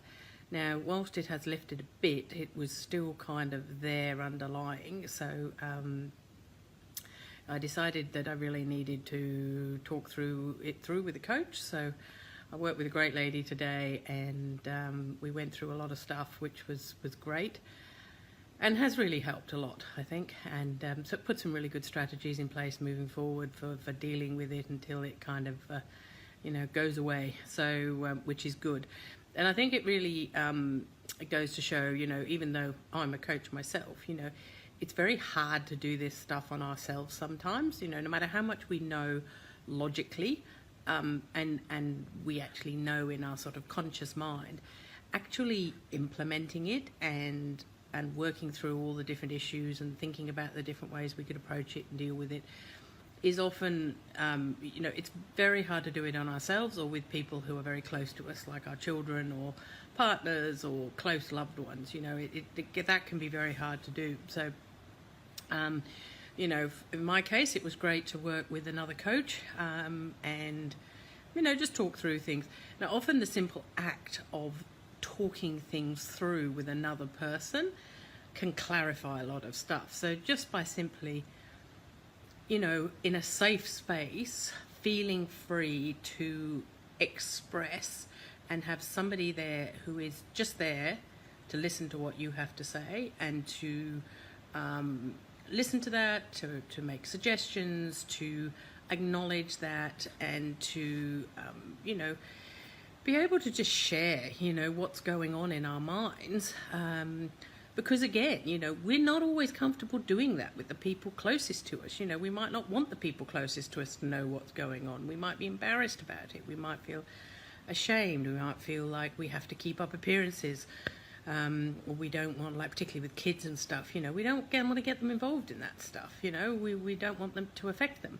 So it's a really, and I guess that's where, as a coach, we come in to actually really be able to sit and listen, to let people talk through things, to help them, to help reframe maybe what's going on, to think about things, how they're affecting us in different ways, and strategies we can use to cope with them, and some ideas maybe as to how we can, release things. And sometimes just the sheer act of talking through things and just thinking through things with another person is actually enough to release them, because when we talk through something with somebody, we're actually acknowledging that it exists, and we're recognizing it in ourselves, and we're talking through the issues that surround it. And that in and of itself can be can be extremely helpful in working through issues that are going on.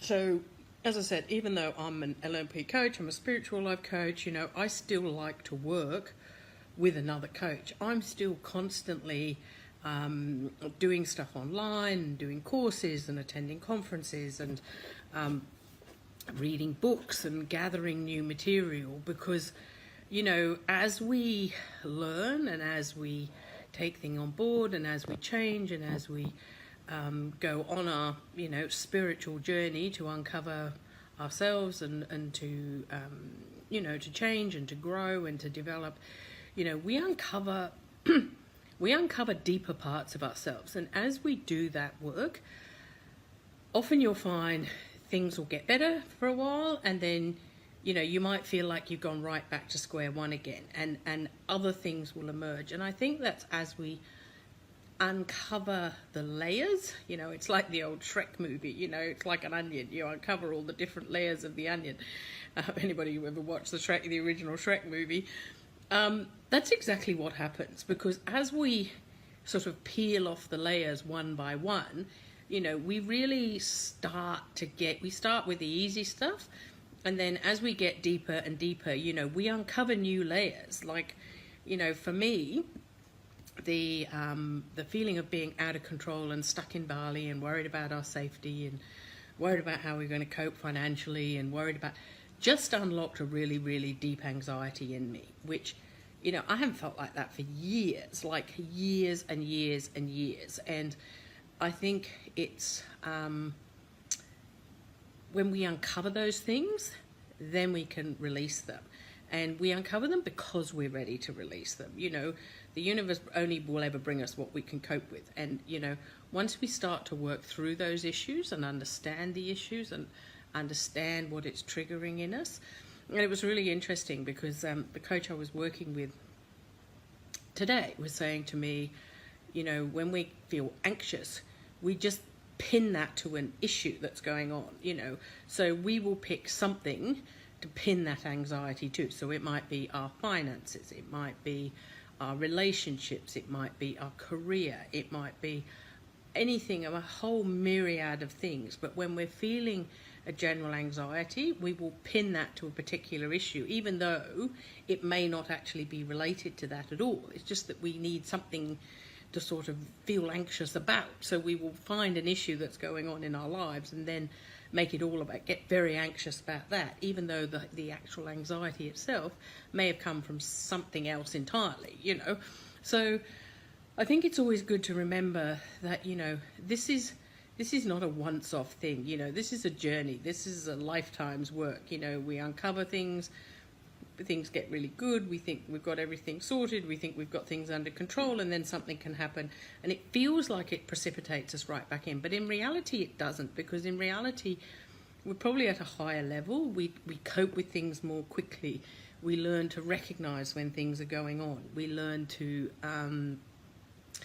we know how, even though initially we might feel overwhelmed by things, we can work out how to deal with them, and we can start to work through those issues and release those issues much more quickly, so we don't just get stuck there forever and a day. Because the easiest thing when this sort of stuff happens is we just get stuck there, and we just get immobilized, and we kind of go into a victim mode, and we take up residence there, and we live there for the next however many years of our lives, blaming everybody and everything else on our circumstances, and rather than taking responsibility for actually, fixing what's going on, or not so much as fixing it, but releasing the issues, working through them, finding strategies to deal with them, and then, eventually letting it go.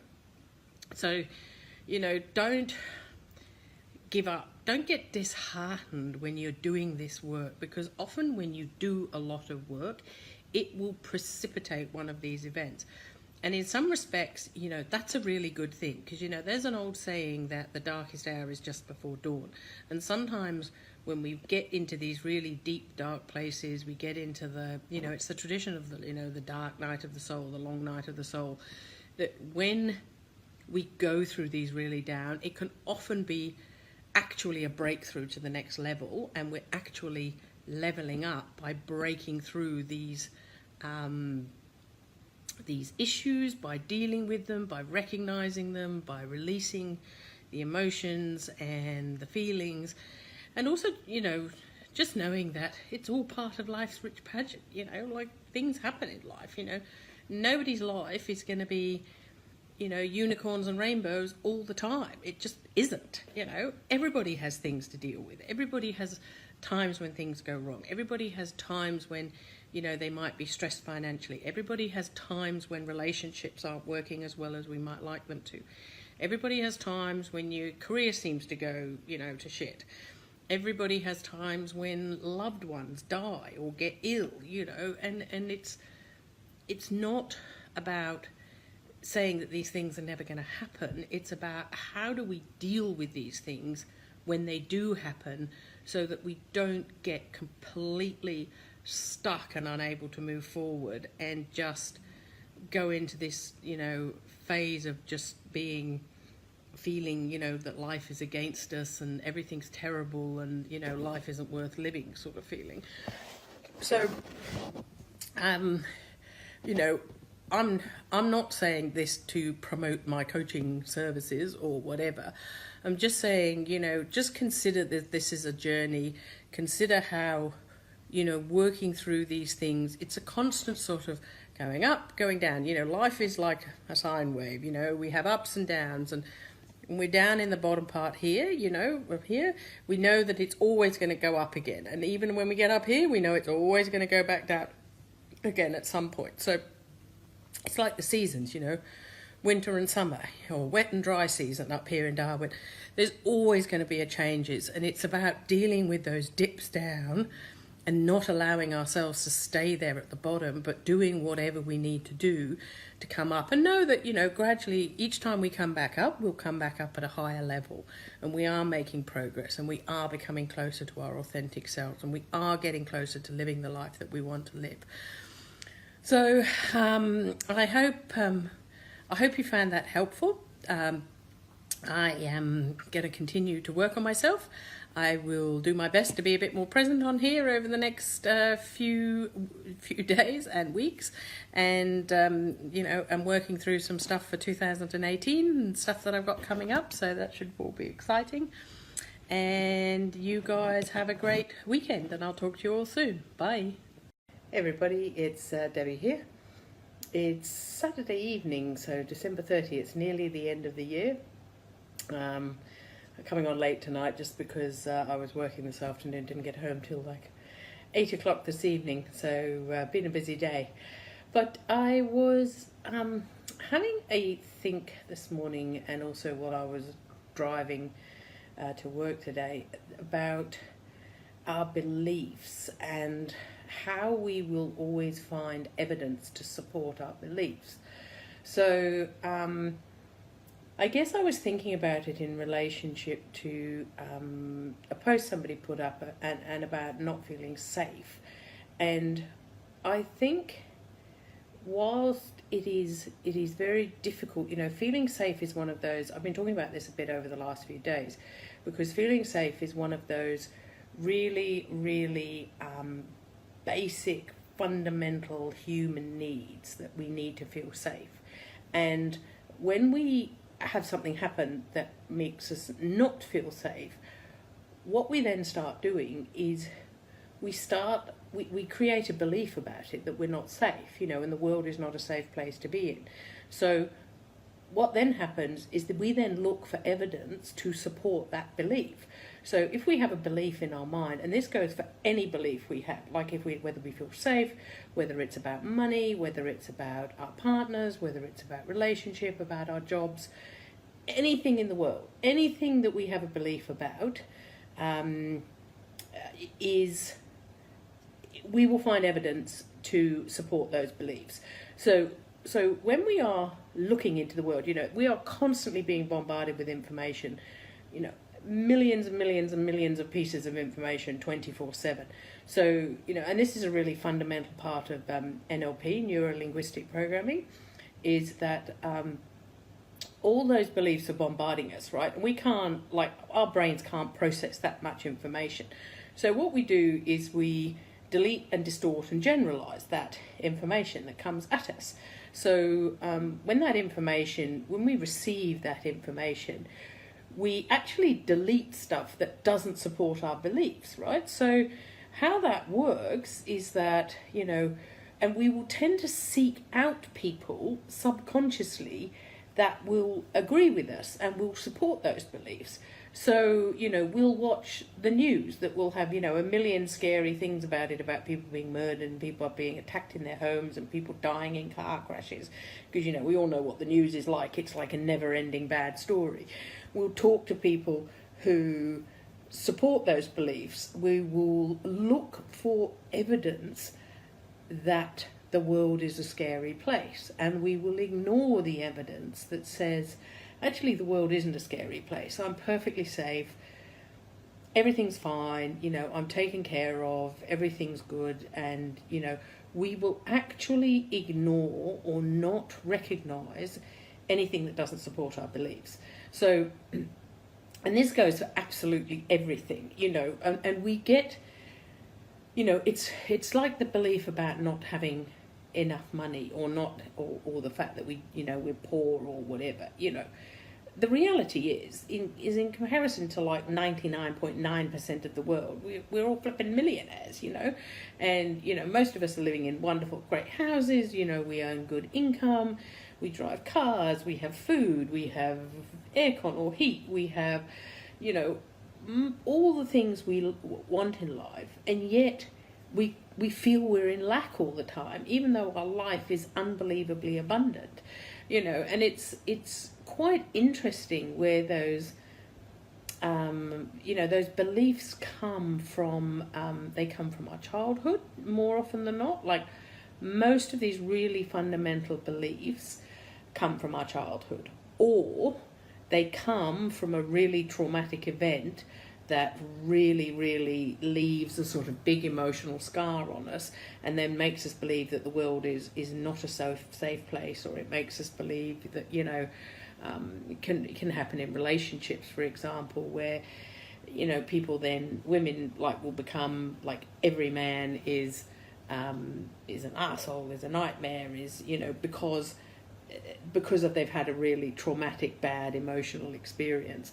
So I think what we have to do is we have to really start to examine our beliefs, and we really have to say, actually, is this really true? Where's the evidence to support it? Where's the evidence that actually says, no, this really isn't true? And we have to start, looking for the evidence that actually supports the beliefs we want to have, rather than always constantly looking for the evidence that supports, the negative beliefs that we have.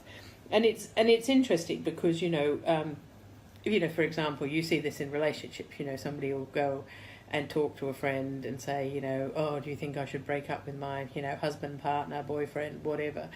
And they will deliberately pick the people who will give them the answer they want. So if the answer to that is no, they will go and talk to the people who they know will say no. And if the answer they want is yes, you should leave them, they'll go talk to the people who will support that belief, or otherwise they'll just ignore what other people say to them, you know. And it's really, really interesting with beliefs how we do this, and how we just filter out the stuff that doesn't support our beliefs. And you know, it's quite interesting how we can get these beliefs in our head, you know. And because I'll tell you a really funny story here. I grew up in a big family, right? I'm the youngest of 5 kids, and we lived, and my dad still lives in a massive 7-bedroom Victorian townhouse in Bath, right? And you know, it's a beautiful house, absolutely big, beautiful house, and we all went to private schools for our entire schooling.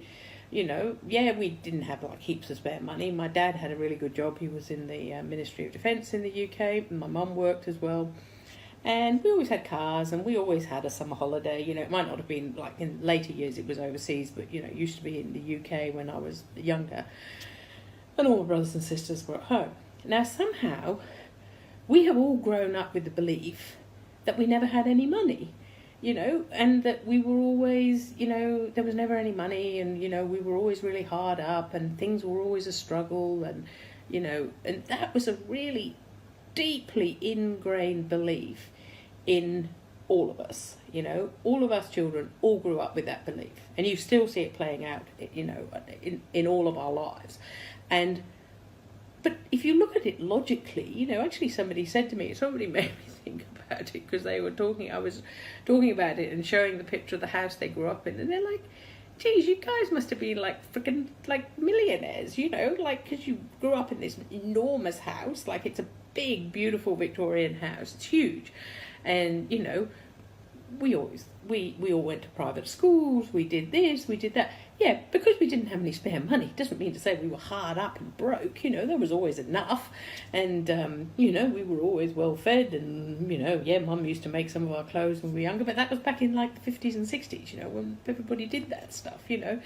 Nobody had heaps of spare money to spend back then in those post-war years. So, you know, it's interesting how those beliefs actually really can affect us like our whole lives long, until we really start to examine those beliefs and really start to do the work to say, you know, those beliefs are absolute nonsense, you know, they really are nonsense, and to start creating new beliefs that actually serve us better. So when we let go of the beliefs, you know, for example, you know, because of what happened when I got stuck in Bali, that triggered some real anxiety in me.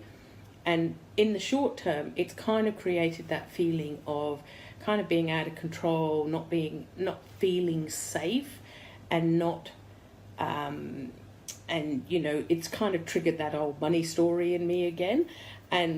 But that's at a very sort of base level. You know, there is still a very large part of me that says, like, you know, I'm completely safe.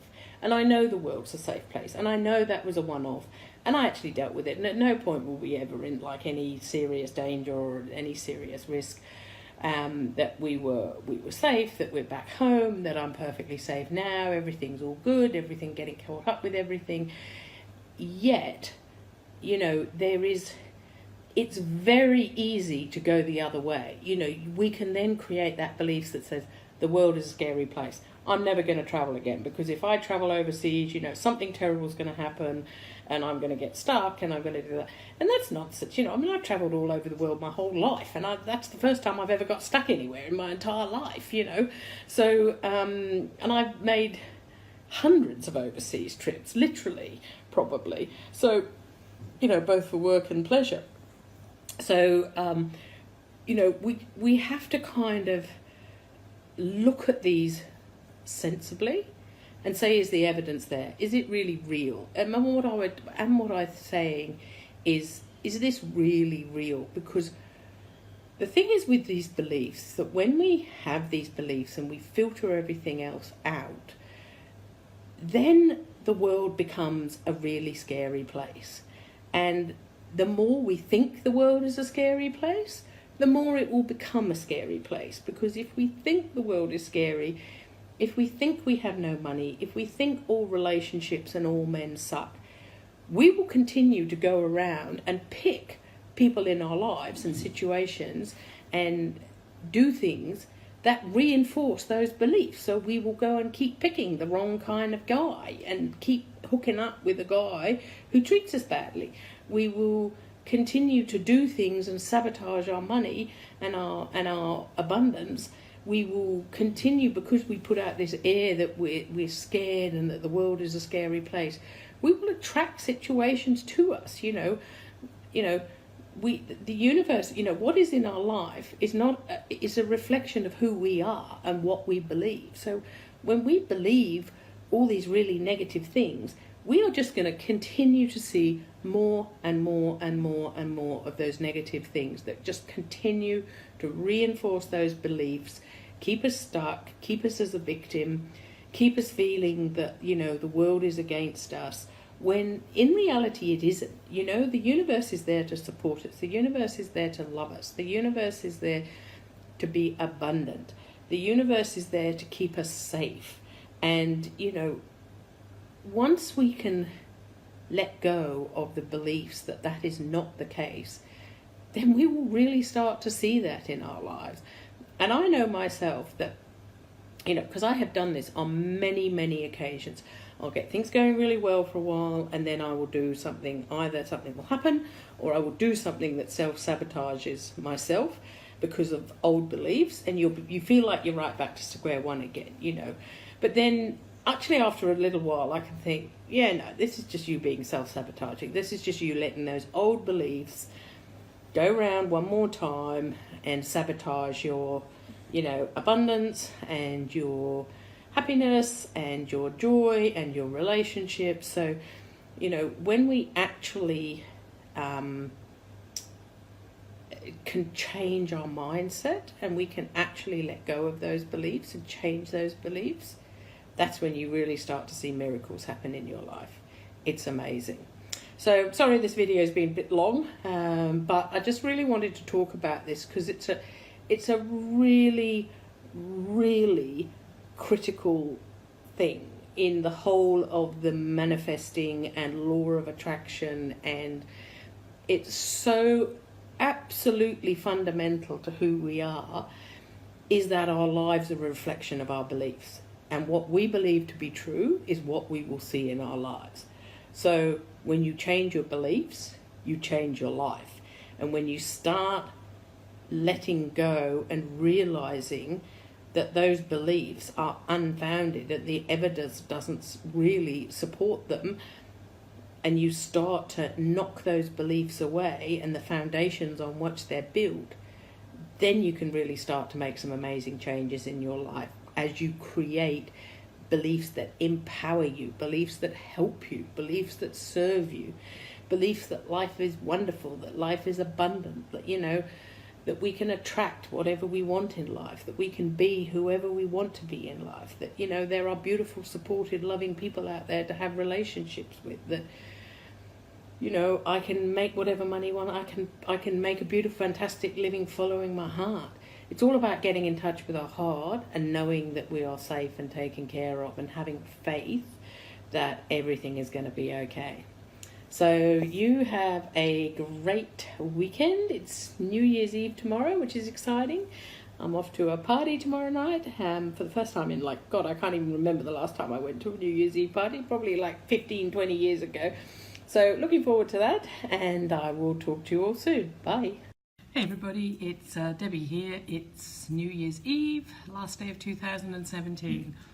So I know there's a lot of new people on this page, and somebody had been asking me about, what I did, what my qualifications were, to find out a bit more about me. So I thought I would come on and give everybody a bit of my history and who I am and what I do and what my qualifications are, etc., etc. So I am a mum of two beautiful teenage girls. They're 15 and 13, and we live in Darwin in the Northern Territory. We live out in the rural area on a lovely rural property in Bees Creek. So, which is awesome. I'm separated from my husband, have been for just about 2 years now, and happily single and enjoying life at the moment. So I'm also, as many of you will see off my page, I'm also a huge animal lover. Have a very old cranky cat, Molly, and a lovely beagle ear, Lucky, who's adorable. She's the sweetest dog in the whole world. 2 horses and 2 goats. So that keeps me really busy, as you can imagine.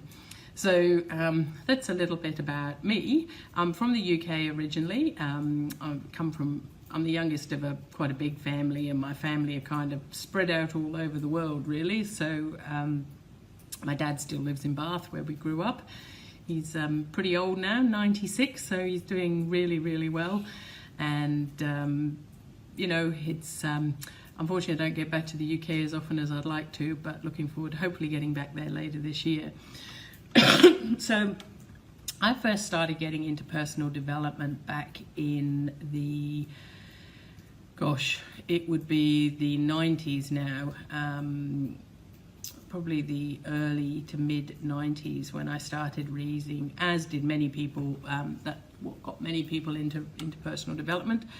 I read Louise Hay, You Can Heal Your Life. Still have the original copy, still have all the underlinings and everything in her books, and from there that really started a journey of and developed just a massive interest in personal development and personal transformation. So since then I sort of progressed via reading and working with Tony Robbins and a bunch of other people, and just it's been a lifelong, well, since the early 90s anyway, interest of mine. So that would be 25 years now. I've been really fascinated by it and working on it and reading and just working, changing and modifying and developing over those years. So in that period of time, there wouldn't be a day that hasn't gone past that I haven't read something, done something, journaled, meditated, doing whatever. And I have been studying personal development now, manifestation, law of attraction. I guess there was a kind of a bit of a gap there when my girls were really young, and life got on top of me. Didn't really do a lot, but back in probably around about 2005, 2006, I watched The Secret, and that really kind of revitalized that whole personal development, law of attraction, manifesting, and how we live our life and really achieve our life of our dreams and follow our dreams. So I have been working on this stuff for, as I said, 25 years plus now.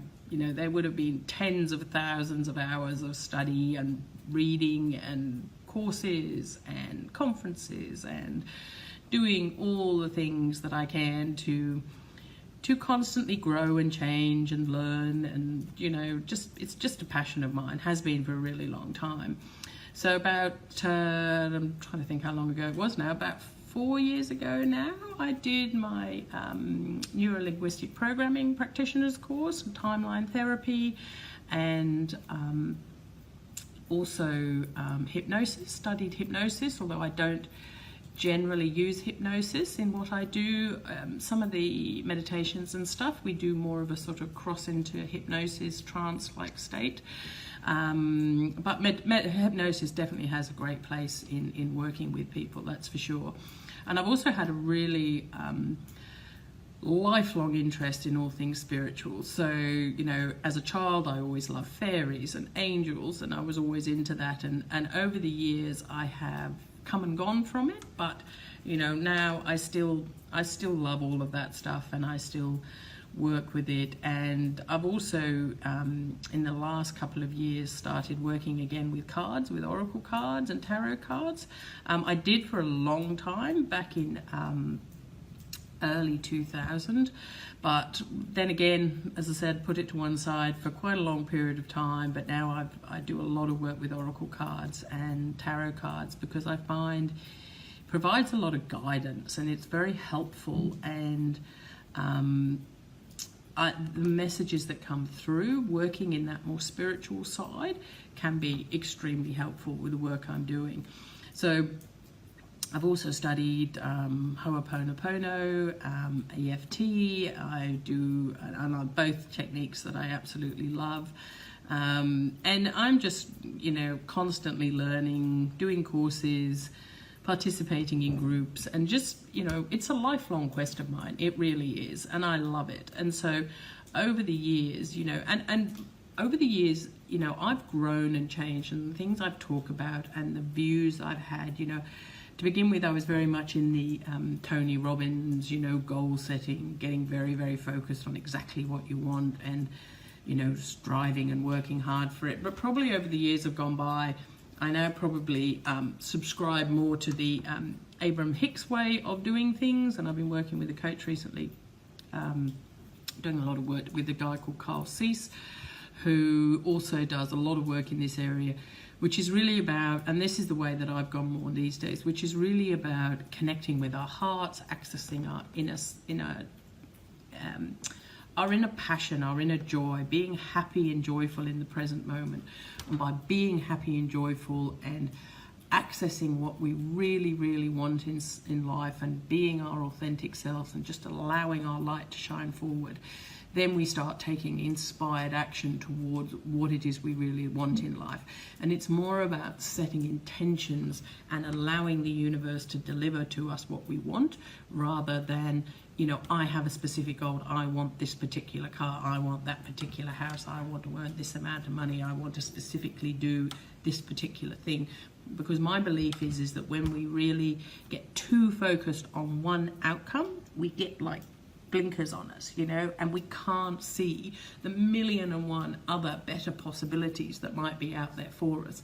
So by setting general intentions, and that was what I was talking about earlier on about setting intentions for the year, when we set intentions and we start working as if they're happening already and believing they've happened already, then we really start to manifest this stuff into our life. And it can appear in so many different, amazing, miraculous ways. So that is the way that I like to work with my clients. It's for me, my belief now is that we really have all the answers we need inside of ourselves. We ourselves know what is best for us and what we want, but it's become clouded and just disappeared under all these negative limiting beliefs we have, and the things we hold on to in our lives. So how I work with people as a coach is to help people uncover themselves, uncover their real authentic selves, uncover that knowledge, connect with their heart, let go of all the things that are no longer serving them, and helping them, just to access that place and access that power and access that true authentic self that is there, because we are all perfect, we are all enough, yet we are all also imperfect, and we all have a shadow side. So we all have things about us that we really don't like, and it's about learning to embrace all parts of us. It's learning to love all of us, as we are here and now today. Because when we do that, and when we allow what we're in the present moment, when we embrace who we truly are, all parts of us, the things we don't like as well as the things we do like, the so-called negative things that are going on in our lives, all the difficulties we might be experiencing, when we can embrace all of that, then we can start to release all the things that no longer serve us. Because while we're fighting everything, we can never let go of it, because what we resist persists. So, I love to work with people in a spiritual way, and I use some NLP, I use timeline therapy, I'll use cards, I'll use energy work, I'll use Ho'oponopono, I'll use a whole raft of different things to help people. And one of the things that I really love to do there's two things that I really, really love doing. Two things. One of the things I love to do is to write. I'm working on a book. I love to write articles and blogs and I just love to write. I write all the time. And the other thing I love doing is speaking, and I love speaking in public. I love talking to people. I love doing these videos, and I love, you know, blogging and just talking about the things that I'm interested in, what's happening in my life, you know, things that I've learned that may be useful for other people. And really, you know, my advice is to always just take whatever resonates with you. You know, I will talk about 1,000,001 different things. Some of it might resonate with you, some of it might not. Wherever you are at in your journey, in your path, it depends on what, you know, you will find useful or what you won't find useful. And that's always the thing with this type of work is you've just got to take whatever works for you and whatever resonates with you at this point in time, because we are constantly growing and changing, and we're raising our vibration, we're raising our energy, we are becoming more spiritual, we're becoming more in touch with ourselves. We're working towards co-creating with spirit rather than thinking we have to do everything by ourselves. And as we grow and change and do all of those things, then the way we think and what resonates with us changes as well. So, you know, just be open to whatever might be out there for you, and be open to what works for you, and to be open to what you might, you know, think, oh, that sounds interesting, I might look more into that. So, and that's that's what I want to do. I want to spark in people, you know, an interest in this. I want to spark in people like, oh my God, you know, that could apply to me. I could do that, and that would help. And then people start doing some of these things, and they realize that, you know, they feel so much better in themselves. They feel so much happier. They can start manifesting what they want into their life. They can start living a life that they love, you know, rather than being miserable. Because we're designed to be happy every day. We're designed to love life. We're designed to be joyful. Our lives should be full of fun and play and joy and happiness. Yes, there's still all this day-to-day stuff we have to do, but, you know, life is not meant to be miserable. It's not meant to be hard and in lack and whatever. Life is meant to be abundant and joyful and happy and, you know, living with people we love, doing things we love, enjoying our life every day, you know, spending time out in nature, being with our animals and having, you know, the pleasure we get from that. And that's what life is meant to be, you know. It's not meant to be a hard, miserable slog where we wake up every day going, oh my God, like I can't get out of bed today. You know, that's not the way life is meant to be. And so, you know, when we can just work with ourselves and be happy, then, you know, we can start to really enjoy life every day and be happy every day.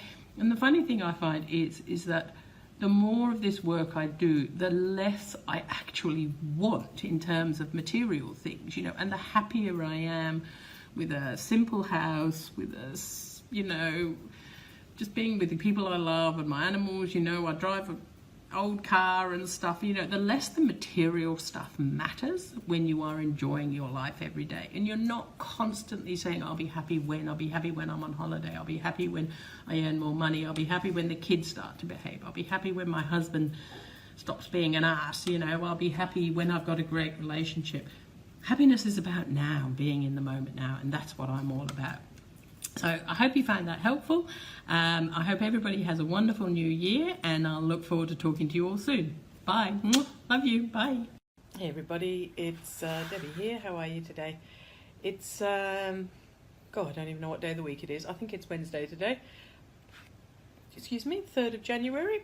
So I am coming to you from my bedroom because it's the only place in the house right now which is cool, because our aircon is broken and it's in the main living room, and it's about like 1,000 degrees outside, and it's the only place I can get some peace and quiet at the moment. So here I am sitting on my bed, coming to you by video.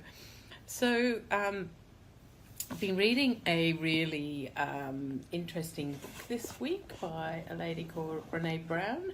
I saw it, a couple of people I'd seen talking about this book, and I decided to buy it and read it myself, which was really interesting. And she has done a lot of research into vulnerability and fitting in and belonging and that sort of thing. And reading the book was really interesting for me because she talks about never feeling like she fitted in, never feeling like she belonged anywhere, and always felt like an outsider and an outlier, which I can completely relate to.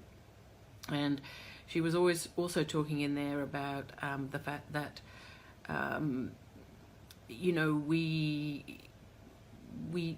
always have this drive to want to belong to everything and to fit in. So, you know, the difference between fitting in and belonging is that to fit in, we change ourselves to try and make other people like us, and we modify our behaviour, and we behave in ways that we think will make people want to be friends with us, and then we'll belong. But we really don't, because belonging is all about being able to be yourself, and fitting in is all about changing yourself so that you fit in with other people's ideas of what you should behave like.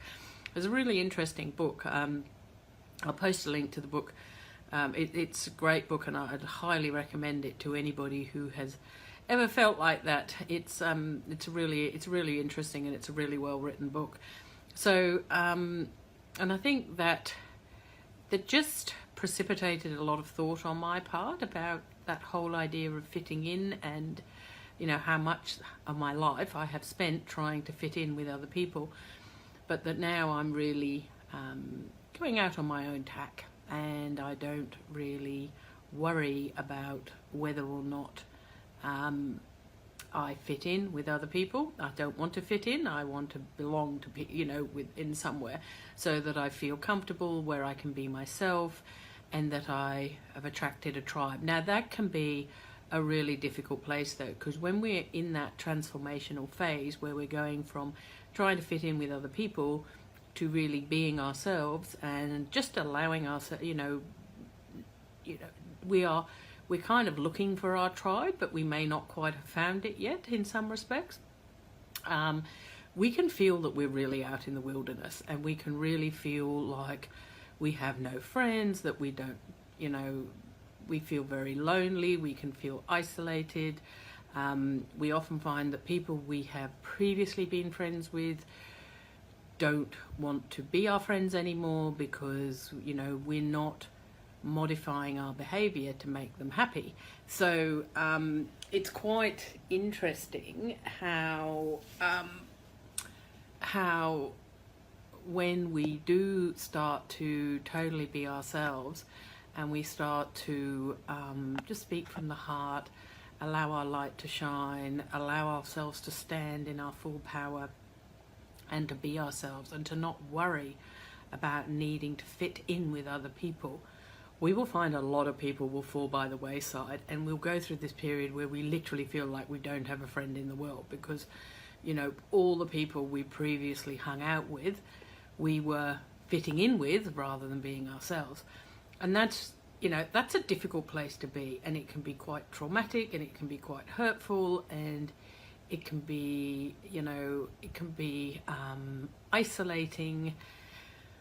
And it can make us feel very anxious and, upset, because what we will often also find is that when we start to do this, you will find that some of your old friends and maybe family members or whatever will actually start to attack you and get really angry with you, because you're no longer playing their games. You're no longer modifying your behavior to make them happy. You're no longer just agreeing with them so that they'll like you. You may take a stand, you may disagree with them, you may go your own way and do things that they're not comfortable with you doing, or that they feel really threatened by. And that's a natural part of the process, it really is. But excuse me, my throat chakra's up. But although we know it's part of the process, it doesn't necessarily make it any easier. But I am really coming into a place now where I am really speaking for my authentic self, and I'm not going to fit in with people anymore. I am myself. I am who I am. I'm going to let my light shine. I'm going to talk from my heart. I'm going to follow my dreams and do the things that I love and be myself. And if people don't like that, well, then that's not my problem. That's and I'm not going to try and fit in with people anymore. So, and if that means that I need to be out in the wilderness for a while, well, that's where I'll be, because it's more important to me to be able to be my true authentic self than it is to have other people like me when I'm not being myself. And you know, that became, I guess it became really apparent to me on New Year's Eve when I was at this party, and I really felt like I didn't fit in there. Like, you know, there were a lot of people there I didn't know, and people would, you know, a lot of drinking going on, and, you know, people were being like kind of crazy, and, you know, and I just didn't want to do it. You know, that really wasn't me. I didn't feel comfortable with it, and I kind of felt pressured to do it, because I felt pressured to drink. I felt pressured to you know, behave like crazy drunken antics when I wasn't drunk. So, you know, I just felt really, I really felt like an outsider. So, and I guess that's been a kind of a bit of a theme over the last couple of years as I've gone through a lot of changes. And I know a lot of other people do too, you know, and I feel, and people, I talk to people who, you know, kind of are looking for their tribe, but we'll only find our tribe by being ourselves. Now, I'm in a wonderful online community I absolutely love, and there I can completely be myself and be loved and supported by all the other members of it, and that's awesome. And that's given me a lot of support and faith through this whole process, as I've been going through this transformational process, because, you know, I know there's a safe space in there that I can go and express myself. I can talk from my heart. Nobody's going to judge me. People are going to unconditionally love and support me. And really, that's the people we're looking for, you know, both, but not only online, in real life too. And what I have found, though, is that the universe have brought a few of those people into my life recently, you know, some really wonderful people, and that's been great. You know, it's been really nice, and I can see some new friendships forming, and I can see some possibilities, and I feel that as the more I create space by letting go of all of these situations in where I was trying to fit in, then the more I can be authentically myself. So for example, at work, I was constantly trying to fit in, because I was constantly being told that I needed to modify my behavior, to behave like this, to do that, not do this, not do that, do the, you know, be somebody who I'm not. And, you know, that really did not sit well with me. And, you know, it was the same, it was the same in my marriage, you know. My husband was constantly telling me I needed to be a different person to who I was, and constantly berating me for being who I was, you know. So that's not a relationship I want to be in, you know. I want a relationship with somebody who loves and supports me for who I am, not constantly telling me they'll love me if I'm thinner, or I'm this, or I'm quieter, or I'm, you know, whatever the many million and one things I was constantly being told I should be doing. And, you know, that's not the way it works. So, you know, I would really seriously consider, where are the situations that you're trying to fit in? You know, we all know that wonderful feeling when we truly belong somewhere and we're with people, either one person or a group of people, or a community of people, where we are totally loved and accepted and supported for being ourselves. And we also know who the people are, and the situations, and the work, or the, you know, the home, or the relationships, or wherever, where we just constantly feel like we're under attack. We're always being told we're not good enough. We're always trying to fit in. We're always trying to, you know, modify ourselves, and we feel like we can't speak up. We feel like we can't express who we really are, because if we do, then we're going to get yelled at, or, you know, put down, or excluded, you know.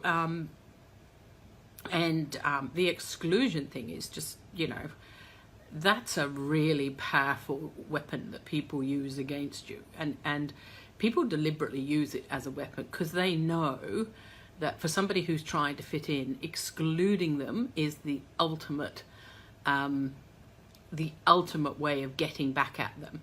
And, you know, that idea, and you see kids, teenage kids doing it all the time, you know, they'll exclude people out of the group deliberately, and they'll be nasty to them, and they'll turn their backs on them, and they won't include them in anything. that's just nasty, it's just nasty, vicious, vindictive behavior, and you see it all the time. I was on the receiving end of it last year, towards the end of last year, where when I disagreed with somebody, they turned on me and viciously attacked me and did everything they could to exclude me from a whole bunch of events and things going on. And it was just like, and tried to set my clients against me and do a whole bunch of other things. Now, the reality is in those situations that the people who are really your friends and the people who are genuinely care for you and support you, or the people who you are genuinely, energetically connected to, they won't deal with that sort of stuff. They'll just ignore it and move on, or they'll sever their ties with that person altogether. So, you never have to worry about this stuff, because the people who are really your tribe of people will always be your people, no matter what. And if they see people attack you, they'll defend you. And that's the people you want, the people who will defend you behind your back, the people who love you, the people who want you to succeed, So I hope this makes some sense to you. And, it's a really good analogy to think about where do I really feel like I belong, or do I feel like I belong anywhere at all? And where do I really feel like I'm trying to fit in with everybody else? And maybe try and think about how we can move away from those situations and the people that we're just trying to fit in with. Because, the reality is, when we're trying to fit in, we're never going to be one of the tribe. We are not. We are just constantly going to be on the edge of it, trying to change, trying to modify ourselves, trying to make people like us. It's never going to work. So anyway, you take care, and I will talk to you all soon. Bye. Hey everybody, it's Debbie here. How are you today? It's Thursday, I think, 4th of January. So I wanted to talk a bit more about what I was talking about yesterday. I was talking about belonging and fitting in, and that feeling of how we never, some of us feel like we never really fit in, or we never really belong. And I posted afterwards a link to the book that I had been reading. I recommend that book. It's an excellent book about the subject. And she was talking in there about the fact that, it's kind of that feeling when we need to belong, that we are somehow always sort of striving for it rather than being in the present moment. And also that feeling of, modifying ourselves, our behaviour to fit in around other people. So I guess really what that comes down to is the idea that when we can move away from the need to feel like we have to either belong somewhere or fit in with other people, then it will make us much happier, because as we move away from that need, the only person we really need to belong to is ourselves. And the whole idea is that, when we are happy with ourselves in our own company, we don't always feel this driven need to belong somewhere or fit in somewhere. Conversely, that's when we find we will attract our tribe to us. Now, as I said, this stuff is not easy, because we all have a natural inclination to want to belong, to want to be with people, to want to be with our family, our friends, and fit in. But sometimes, we get that neediness, and the neediness is what can drive other people away from us, and also drives us to this need to fit in with people.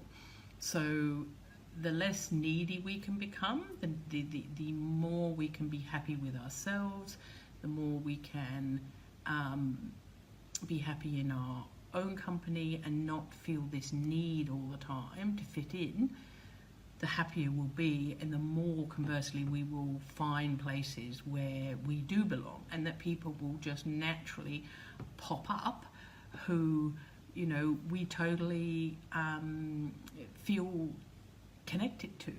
And I guess that's the thing, what we're looking for, what we all really want is that real deep sense of connection.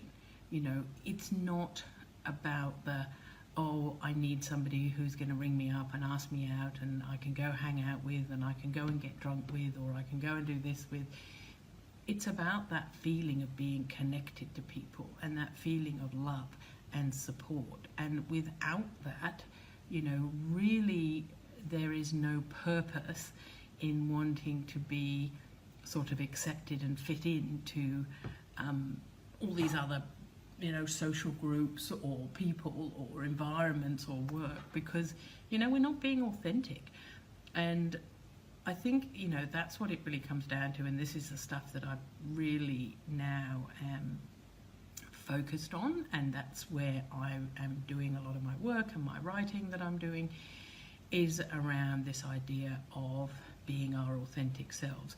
And it's around the idea of knowing that we all have that inside of us, that at times we just need to be able to reveal that and uncover it from the years and years and years of negative beliefs, of negative emotions, of other people's expectations, of trying to fit in, as children and teenagers, and often as adults, we spend our whole lives trying to fit in with other people, and in reality that is never going to work. People are never going to accept us, and we're never going to be happy when we're trying to fit in with people, because we feel like we can't be ourselves. And when we are ourselves, those people will criticize us and they will put us down and they will be negative towards us, or they'll try and exclude us. And that was what I was talking about yesterday. So really the only way to be really happy in ourselves is to be our true authentic selves. And some people will love that and some people will hate that, and that's totally fine, because in life, and I'm pretty sure I've talked about this before, you are never, doesn't matter who you are, you can be the biggest celebrity, you can be the most wonderful person in the world, but there are going to be people who are going to love you, there are going to be people who like you, there are going to be people who are kind of indifferent, and there are going to be people who don't like you, and there are going to be people who hate you. And it doesn't matter who you are or what you do or how you behave, or you could be the most popular person in the whole world. It doesn't matter. There's still going to be people out there who don't like you and who you don't resonate with energetically. And this goes back to the whole energetic resonating with people. That energetic connection with people is the key to everything. And when we are totally ourselves and we are totally putting out that energetic vibration into the world, that's when we will start to see, and we make space for those people in our lives. That's when we will start to see them come into our lives, and we allow those people, and we allow ourselves to connect with people who really love and support us. But what I often see people doing, this particularly in relationships, you see this time and time again, is that because people are so used to being in this fitting in dysfunctional relationship, when they actually meet somebody who really loves and supports them and resonates with them, they will often push that person away because it's so unnatural to them to be in that sort of relationship, or to have people around them who genuinely love and support them, that they will often push those people away because it's not familiar to them. They're used to always putting up a face. They're used to always keeping people at arm's length. They're always used to people, telling them what to do or telling them they're not good enough. And when they actually get somebody who really loves them and supports them and is there for them, they often push those people away because that's really unfamiliar to them, and they're not comfortable, and they get scared by that they might have to reveal themselves, And we're often really, really scared to reveal our true selves to people, because by doing so we are making ourselves incredibly vulnerable. When we totally reveal ourselves to people, we become incredibly vulnerable, and if people turn around and abuse that or throw it in our face or tell us they don't like it because of it, then we can get really hurt, and then we shut down, and then we go back to that whole vicious cycle again of trying to fit in and putting on a face for everybody. But that's just totally counterproductive. So, you know, we have to be fearless and be vulnerable and be open. But in doing so, we also have to understand that there are going to be people out there who may attack us because of it, or they may not like us because of it, or they may be uncomfortable because of it. And, you know, they may move away from us because of that, because we're not putting on a face anymore. And by being vulnerable ourselves, some people find that very uncomfortable because they are constantly putting up an image, a face to the world. They're constantly trying to fit into, because pretty much everybody is, and they are too scared to be vulnerable and open in return, so they shut down. And that's what I've seen. Like, certainly I've seen that a lot recently, that, you know, there are definitely some people who, by being vulnerable and opening up and totally being myself, have been incredibly loving and supportive and helpful and love that openness and vulnerability. But there are other people who will immediately go into that mode of, well, you know, prove yourself to me. You've got to fit in with my idea of what it is I want you to be. And, you know, they want you to put up that image, and because you don't fit in with their idea of what they want you to be. So, you know, you see this all the time, that, you know, when we try and fit in with people, when somebody says, well, you know, tell me your experience, or what are your qualifications, or you know, why should I listen to you about this, or why should I listen to you about that? You know, when we want to fit in, we'll immediately go into explanation mode. Oh, you know, I'm good at this and I'm good at that, and here's my history, and here's what I need to know, and here's, you know, we're immediately trying to meet that other person's expectations about us. Whereas if we just say, this is just me, this is who I am, you know, take it or leave it, you know, you either resonate with me or you don't resonate with me, and if you don't resonate with me, that's totally fine. And it's really interesting. It's been an interesting experience to me, as the more vulnerable and open I become with everybody, that I have to stop myself going back into this mode of trying to fit in with other people's expectations and be what people want me to be. Because obviously there are people on this page who may have certain expectations about the content they want to see, or, you know, who they think I am, or how I should behave. And if I don't do that, then they don't like it. Yeah, but that's totally fine, you know, because for every person that doesn't like it, there will be, and creates that space, there will be people who do like it and love what I do and resonate with my message and want to follow and listen to it, or talk with me, or work with me, or whatever, or just connect with me, you know, and that's totally fine. So, you know, I think it's really interesting here that around this whole subject, that it is only by being vulnerable that we will truly attract the people who are our tribe. It is only by truly being ourselves that we will eventually surround us with people who we want to connect with and who we have that deep connection with. Because whilst we are putting up that face to the world, those are the people we're going to attract into our lives. And we're constantly trying to fit in, and we're constantly trying to explain ourselves to people, and we're constantly trying to live up to other people's expectations. And that then just becomes a vicious circle where we get more and more of those people, and the more of those people we get, the more we try to fit in with them, and we're just in that, you know, we end up stuck. So it really is only by being vulnerable, by being open, by being ourselves, that we will then bring those people into our lives.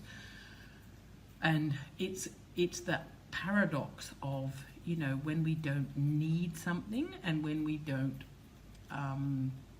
try and belong, that is conversely when we will find the people that we really want to connect with, and we will find that we do belong in a tribe, because we will just attract that like-minded tribe around us. So I hope that makes sense to you today. I'm going to carry on talking about this over the next few days and any other subject that comes up. So have a good day, and I'll talk to you all soon. Bye. Hey everybody, it's Debbie here. How are you all today? It's Monday evening here, so I am just going to talk a bit more about the post I put up yesterday about decluttering. Decluttering is, as I said in my post, you know, everybody talks about it, and it's very popular about talking about decluttering our houses, decluttering our lives, decluttering everything that's going on. Now, in my personal experience, I have found that it is probably one of the most powerful things we can do to actually get ourselves unstuck and moving forward, and to start bringing into our life more of what we desire. The thing with clutter is that when your house is full of things that you don't use, things that you don't like, things that are stuffed in boxes, a room full of junk, old clothes that don't fit you or don't look nice or you never wear, or they've got bad memories associated with them, when it's full of you can't find anything because, you know, there's piles of clutter everywhere.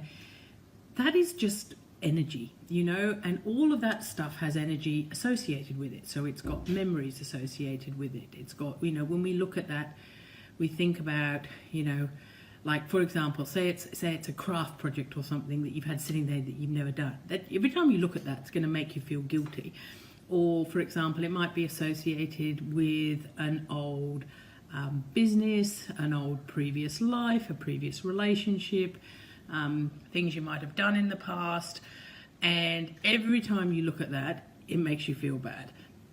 I can tell you a really good personal experience from this. I had a business a number of years ago. I had a cake decorating and catering business, and this is probably going back about 5 years ago now, 5.5 years ago, I actually closed the business down for a number of reasons. Mostly was because I got really sick and I couldn't actually do the business anymore, but also because I was working really hard, doing a huge number of hours a week, and was barely making as much money as I would have done behind the checkout in Woolies. So I decided to close the business down, but I kept all my cake decorating stuff and my catering stuff.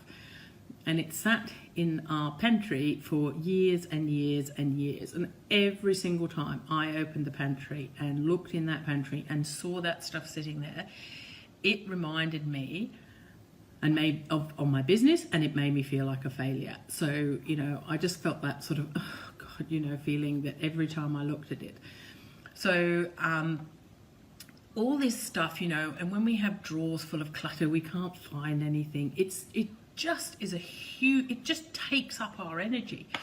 And, you know, when our energy is taken up with stuff, there's no room for anything else. You know, one of the fundamental things we have to do to bring new things into our life, new belongings, new energy, new people, new situations, is to clear out the old.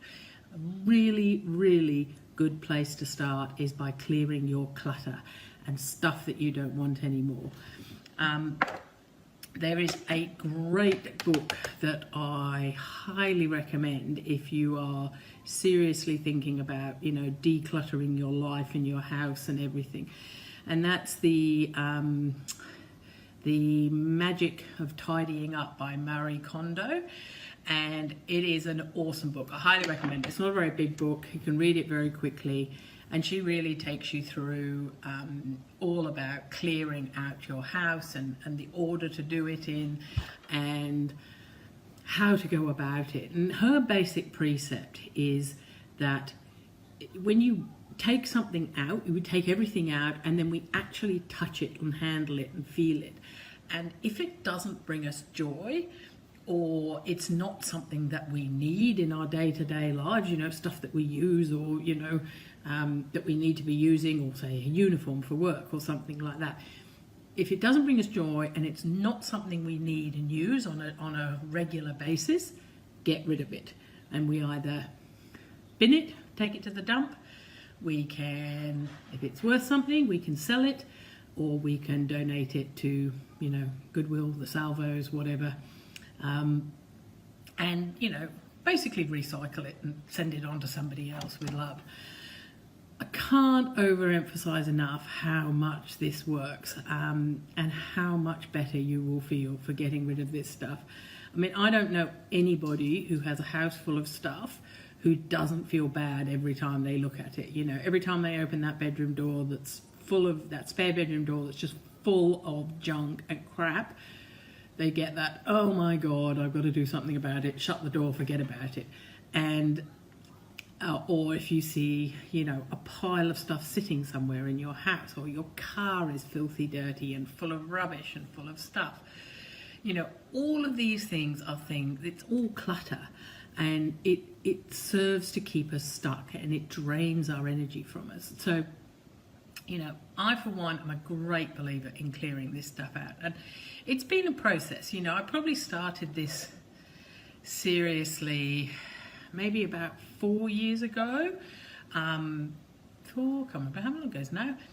We'd been living in the same house, my husband and I, for since the kids were pretty much born. So we'd been there about 8-9 years, and so we, you know, as you do with kids and everything, we'd accumulated a lot of stuff in that time, and we were going to have to be moving out of that house because my husband at the time was getting out of the army, and it was an army house, so we knew we had to move. And we started decluttering. Well, oh my God, we got rid of so much stuff. We got rid of furniture and clothes and stuff out of the kitchen and stuff out of kids' toys, and like, it was amazing. And it really, really helped when we came to do the move, because A, we had a lot less stuff to move, but B, it just felt so much better that we had stuff in our life that we needed, and, you know, rather than just every cupboard stuffed to capacity. So, and that process has really continued and continued. And when I separated from my husband last year, I really downsized massively. Like, my basic precept was, if I don't love it and I don't need it, it's going, you know, and I'm not taking it with me. And we pretty much stuck to that. And so what the upshot of that has been is that, you know, when I came to because I'm probably going to be moving house in the next couple of weeks, when it came to, I'm looking around thinking, oh yeah, what have we got to do? Like, really, we don't have that much stuff. You know, we have our clothes that we use every day, but my clothes are minimal these days. You know, we've got some papers and some photos and some stuff like that, some books, but I mean, I went through my bookcase and I literally got rid of 8 boxes worth of books. There were books that I just didn't read anymore, didn't resonate with them, trashy novels, books that, you know, had kind of gone past that and didn't really want them anymore. Gave them to a book exchange place, and I said to the lady, said to me, do you want, you know, like all your credit? And I'm like, no, give it to, you know, when you get people who come in here who maybe want a book but can't afford it, use the credit off my account and give them the book, you know, and that's my gift to them. So, you know, we can use constructive ways to get rid of the stuff. And, you know, the one thing I would tell you is that, you know, when I've done some major declutter, like when I finally bit the bullet and sold all of my old cake decorating and catering stuff, I sold it as a job lot to somebody who I knew was just getting into that whole thing, and she bought the whole lot off me. Oh my God, like, it was just amazing. And the feeling of lightness for that to have gone was incredible. Another great example of that is a while back, or probably going back about 3 years or so ago now, my then husband, he had a study that was just literally jam-packed to the rafters with stuff he had accumulated, like, basically since he was at school, and he had basically never thrown anything away, like nothing. He had all his old clothes, all his old uniforms from the army, both armies, all his old letters and papers and this and that and books and just stuff. Like, this whole room was literally jam-packed with stuff. And finally he decided, with a bit of prompting, to have a declutter, and basically spent an entire weekend decluttering it. And the lightness in both him and in the house was amazing. And here's the other amazing thing. At the time, we were looking for another car, and we'd kind of, we thought we'd just buy another second-hand car and stuff. But as it turned out, we were able to buy a new car. And he had always wanted a new car, never had a new car his whole life, had only ever owned second-hand cars. And he ended up within about 2 weeks with a brand new car and was very, very happy. Now, I firmly believe that's because he shifted so much energy. He created space in his life to say, hey, I'm worthy of good things coming into my life. I'm worthy of having new things in my life, and created what it was he wanted. The one thing I will say is that, there is a general view with decluttering, and you'll see this, that just do 15 minutes and do 5 minutes here and 5 minutes there. In my experience, that really doesn't work. Yes, to begin with, people will do, they'll clear a drawer, or they'll spend 5 minutes doing something, and then they'll stop because it will get too hard, and or they don't want to do it anymore because it brings up a lot of emotion in them. And it can be quite emotional clearing stuff. It can be quite hard for people because the stuff you're clearing can have a lot of memories and emotion attached to it. And the other thing it brings up with us is that feeling of lack. So, when we get a lot of the reason we hoard stuff is because we think we might need it at some point in our lives.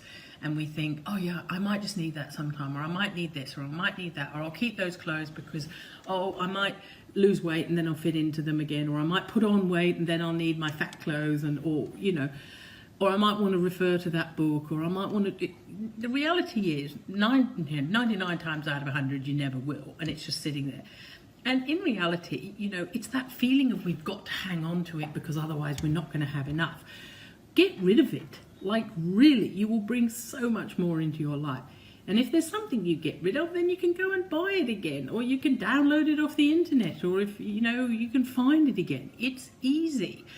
And, it's just, I've seen magnificent transformations. I had a lady who had been very stuck with things and was holding a lot of weight, was really stuck with her business and everything.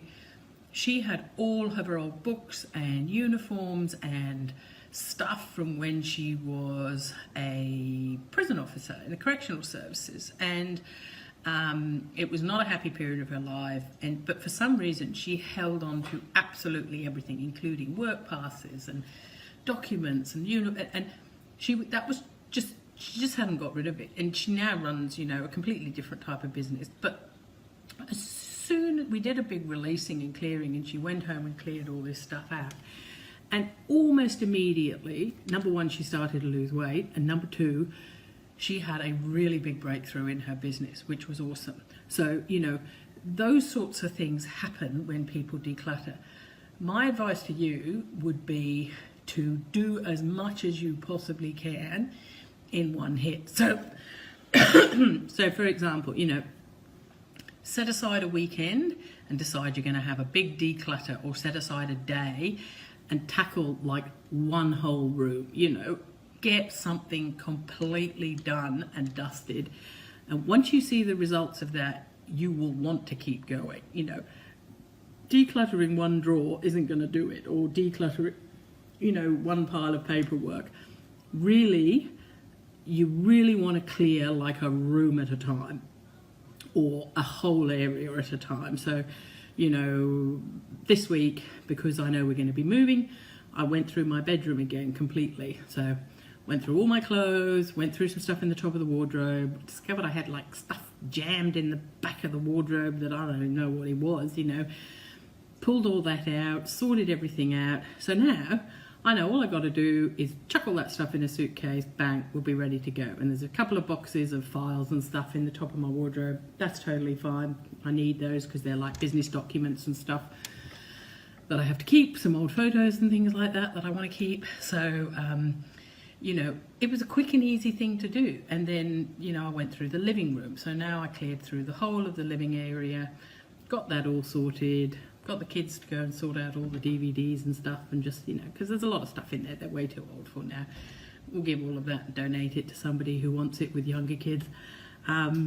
And it's just really important to do that stuff. So the more you can do at one time, the more you will see the benefit of it. You know, really set yourself some time aside to do it and just blitz it, and you will see tremendous results from that. I absolutely promise you. So, you know, the decluttering thing is great. I'll post a link below about that book. I'm trying to remember the correct name of it. Anyway, I'll post a link of the book, or a photo of the book. It's a great book. I highly recommend it because she really talks in there about the emotions associated with it and letting go of all of that and really only keeping what gives us joy. And the other thing is that just when you're living with less stuff, I mean, I know there's a big minimalist movement these days, but when we live with less stuff, we're lighter, we're happier, things are easier, there's more flow. You know, the house feels better. It's so much easier to keep clean. Like, this house is a piece of cake to keep clean because there's not a lot in it. You know, it's not full of nicky-nacky stuff, it's not full of junk, it's not full of boxes, it's just easy to go through and clean the place, you know, from end to end. I can do it in an hour or so quite easily. So, you know, there's a lot of side benefits from it apart from the energetic moving. And as I said, I've always found whenever I do these big releases, good things follow on very quickly afterwards, and you just get that real shift in energy. So my advice to you is, if you're stuck, go and declutter, get rid of some stuff, do a blitz and get it right out of the house. The problem that most of us fall into is we unsort out of a room and then we leave it in our car, or we leave it in a big pile somewhere, or we don't take it to the dump, or we don't take it to the salvos. And I'm guilty of that this week because I've got stuff sitting here ready to go to the dump and ready to go. You know, as soon as you possibly can, get it in your car, take it to the salvos, put it up for sale, or, you know, take it to the dump and get rid of it, because otherwise that energy is still there. You haven't shifted it out of the house. So make sure that when you do it, you actually get rid of the stuff completely. One final tip before I go is, don't forget about all your social media stuff. So don't forget about your emails, your social media, your friends on Facebook, groups you follow, all of that stuff. That again is clogging up our energy. I like to do a digital detox every so often. I like to do a digital declutter, go through and delete old emails, go through my friends list. I actually did it a couple of nights ago. Go through my friends list, deleted, you know, unfollowed or unfriended a bunch of friends, unjoined here, left a whole bunch of groups that just irritate me now. They know that they're not really doing anything for me, and you know, I don't really want to see the stuff that's coming up out of them. And I know they're there, so if I want to rejoin them, you know, if my interest is piqued, I can always go back and rejoin them, or refriend people if I feel like I really want to. Digital decluttering is really important too, because we can really get bogged down with that stuff. And if people are bugging you or hassling you, you know, just block them, just get rid of them. You don't need to be seeing these people, you know, or this email. And unsubscribe from emails. That's the other thing, is like, I don't know anybody else, but I'm forever signing up for emails for this, that and everything else, because I'm always going on web pages and looking at stuff, and it always makes you sign up to get access to things. I just go through and I just basically unsubscribe from anything that I'm not currently interested in, because again, I know I can always go back into these things and resubscribe if I want to. So, you know, that is a real energy release. And I highly recommend that you do declutter your digital space as well, and email, social media, and all of that stuff, and make sure that you are only getting the stuff that you want to be getting. So that's my take on decluttering. Any questions? Put them in the post below, comment below, and I'll be happy to talk to you about them. Okay, you take care, and I'll talk to you all soon. Bye.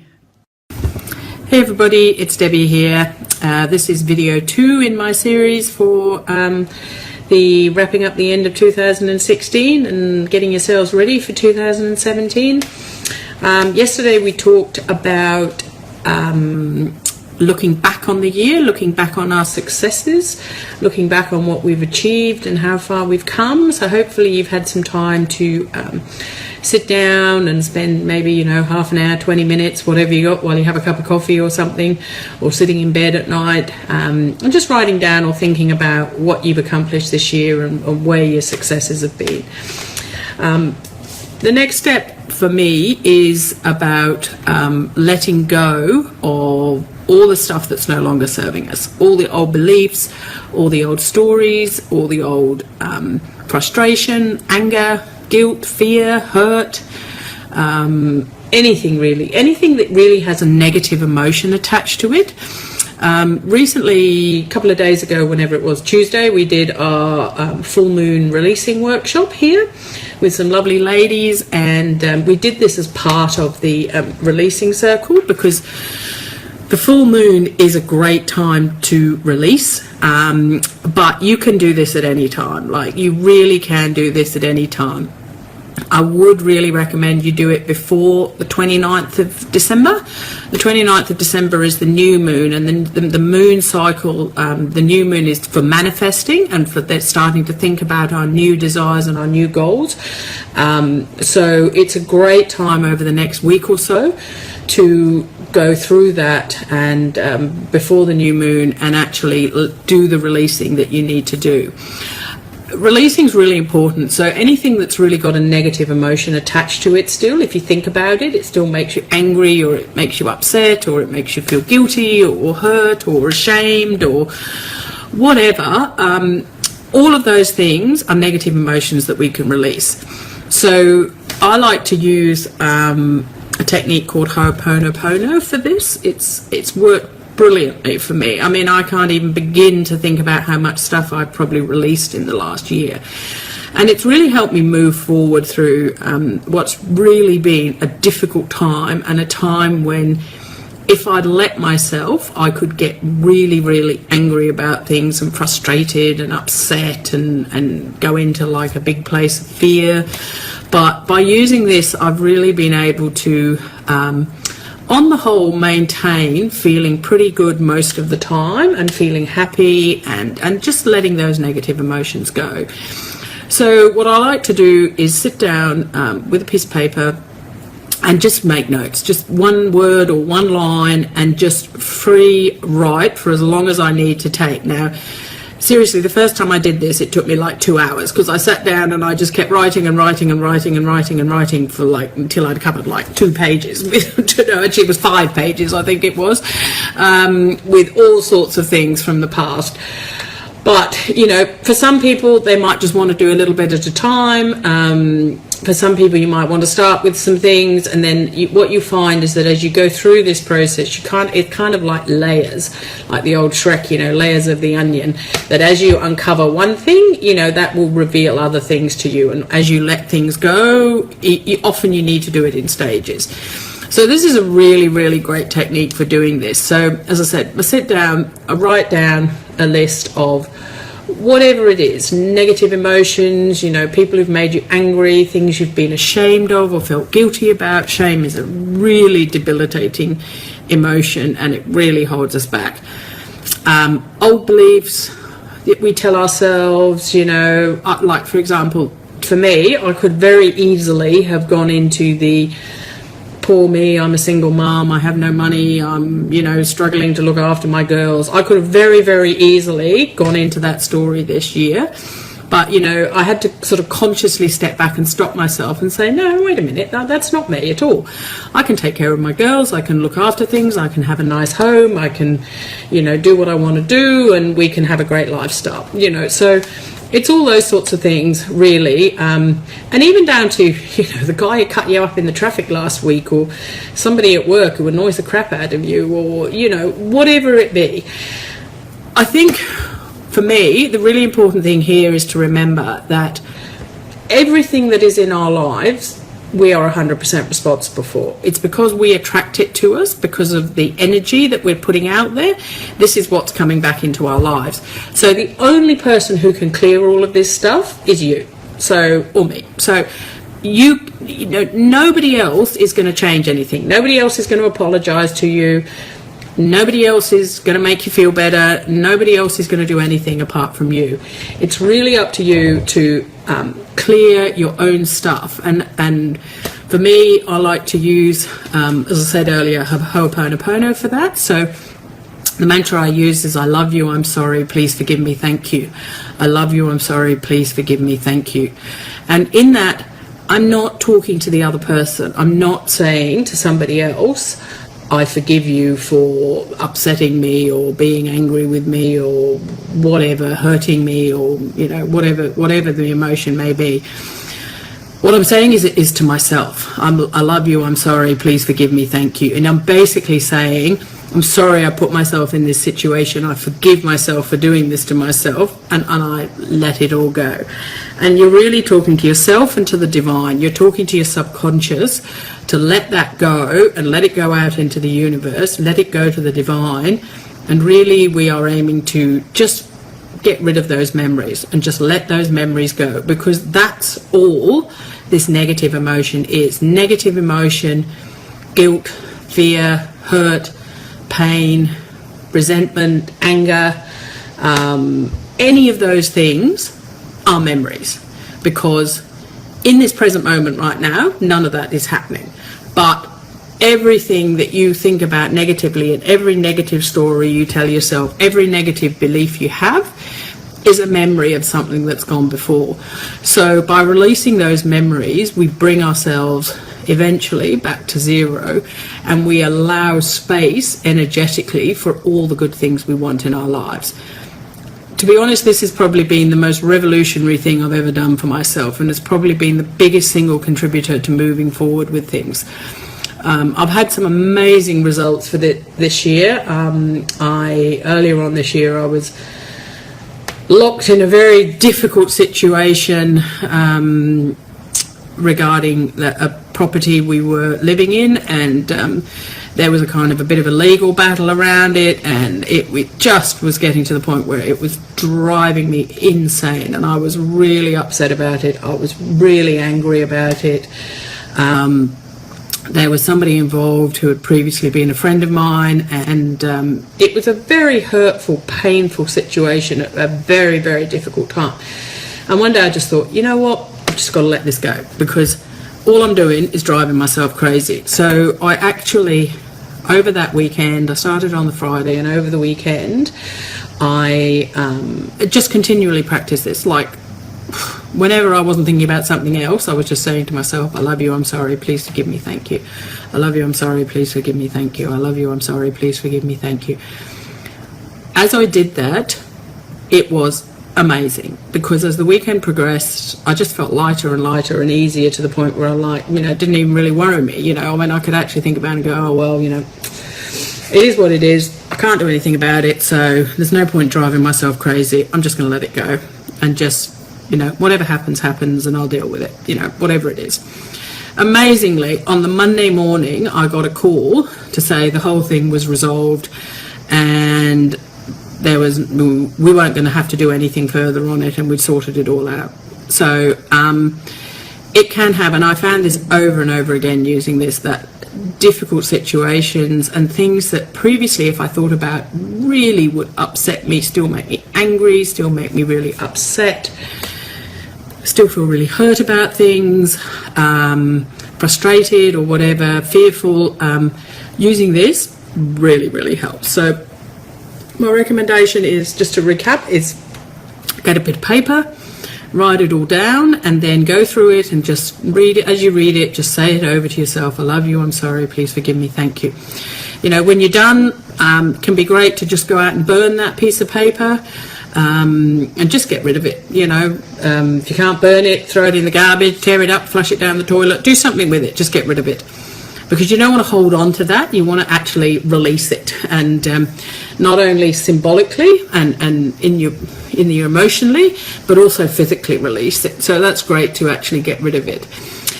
Tomorrow we're going to talk about a few more things to do before the end of the year.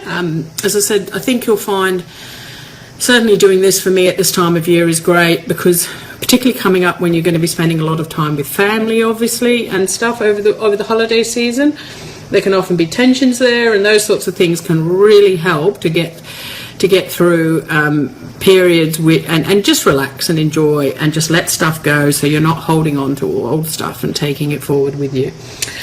Look forward, have a great day today, and I'll look forward with talking with everybody tomorrow.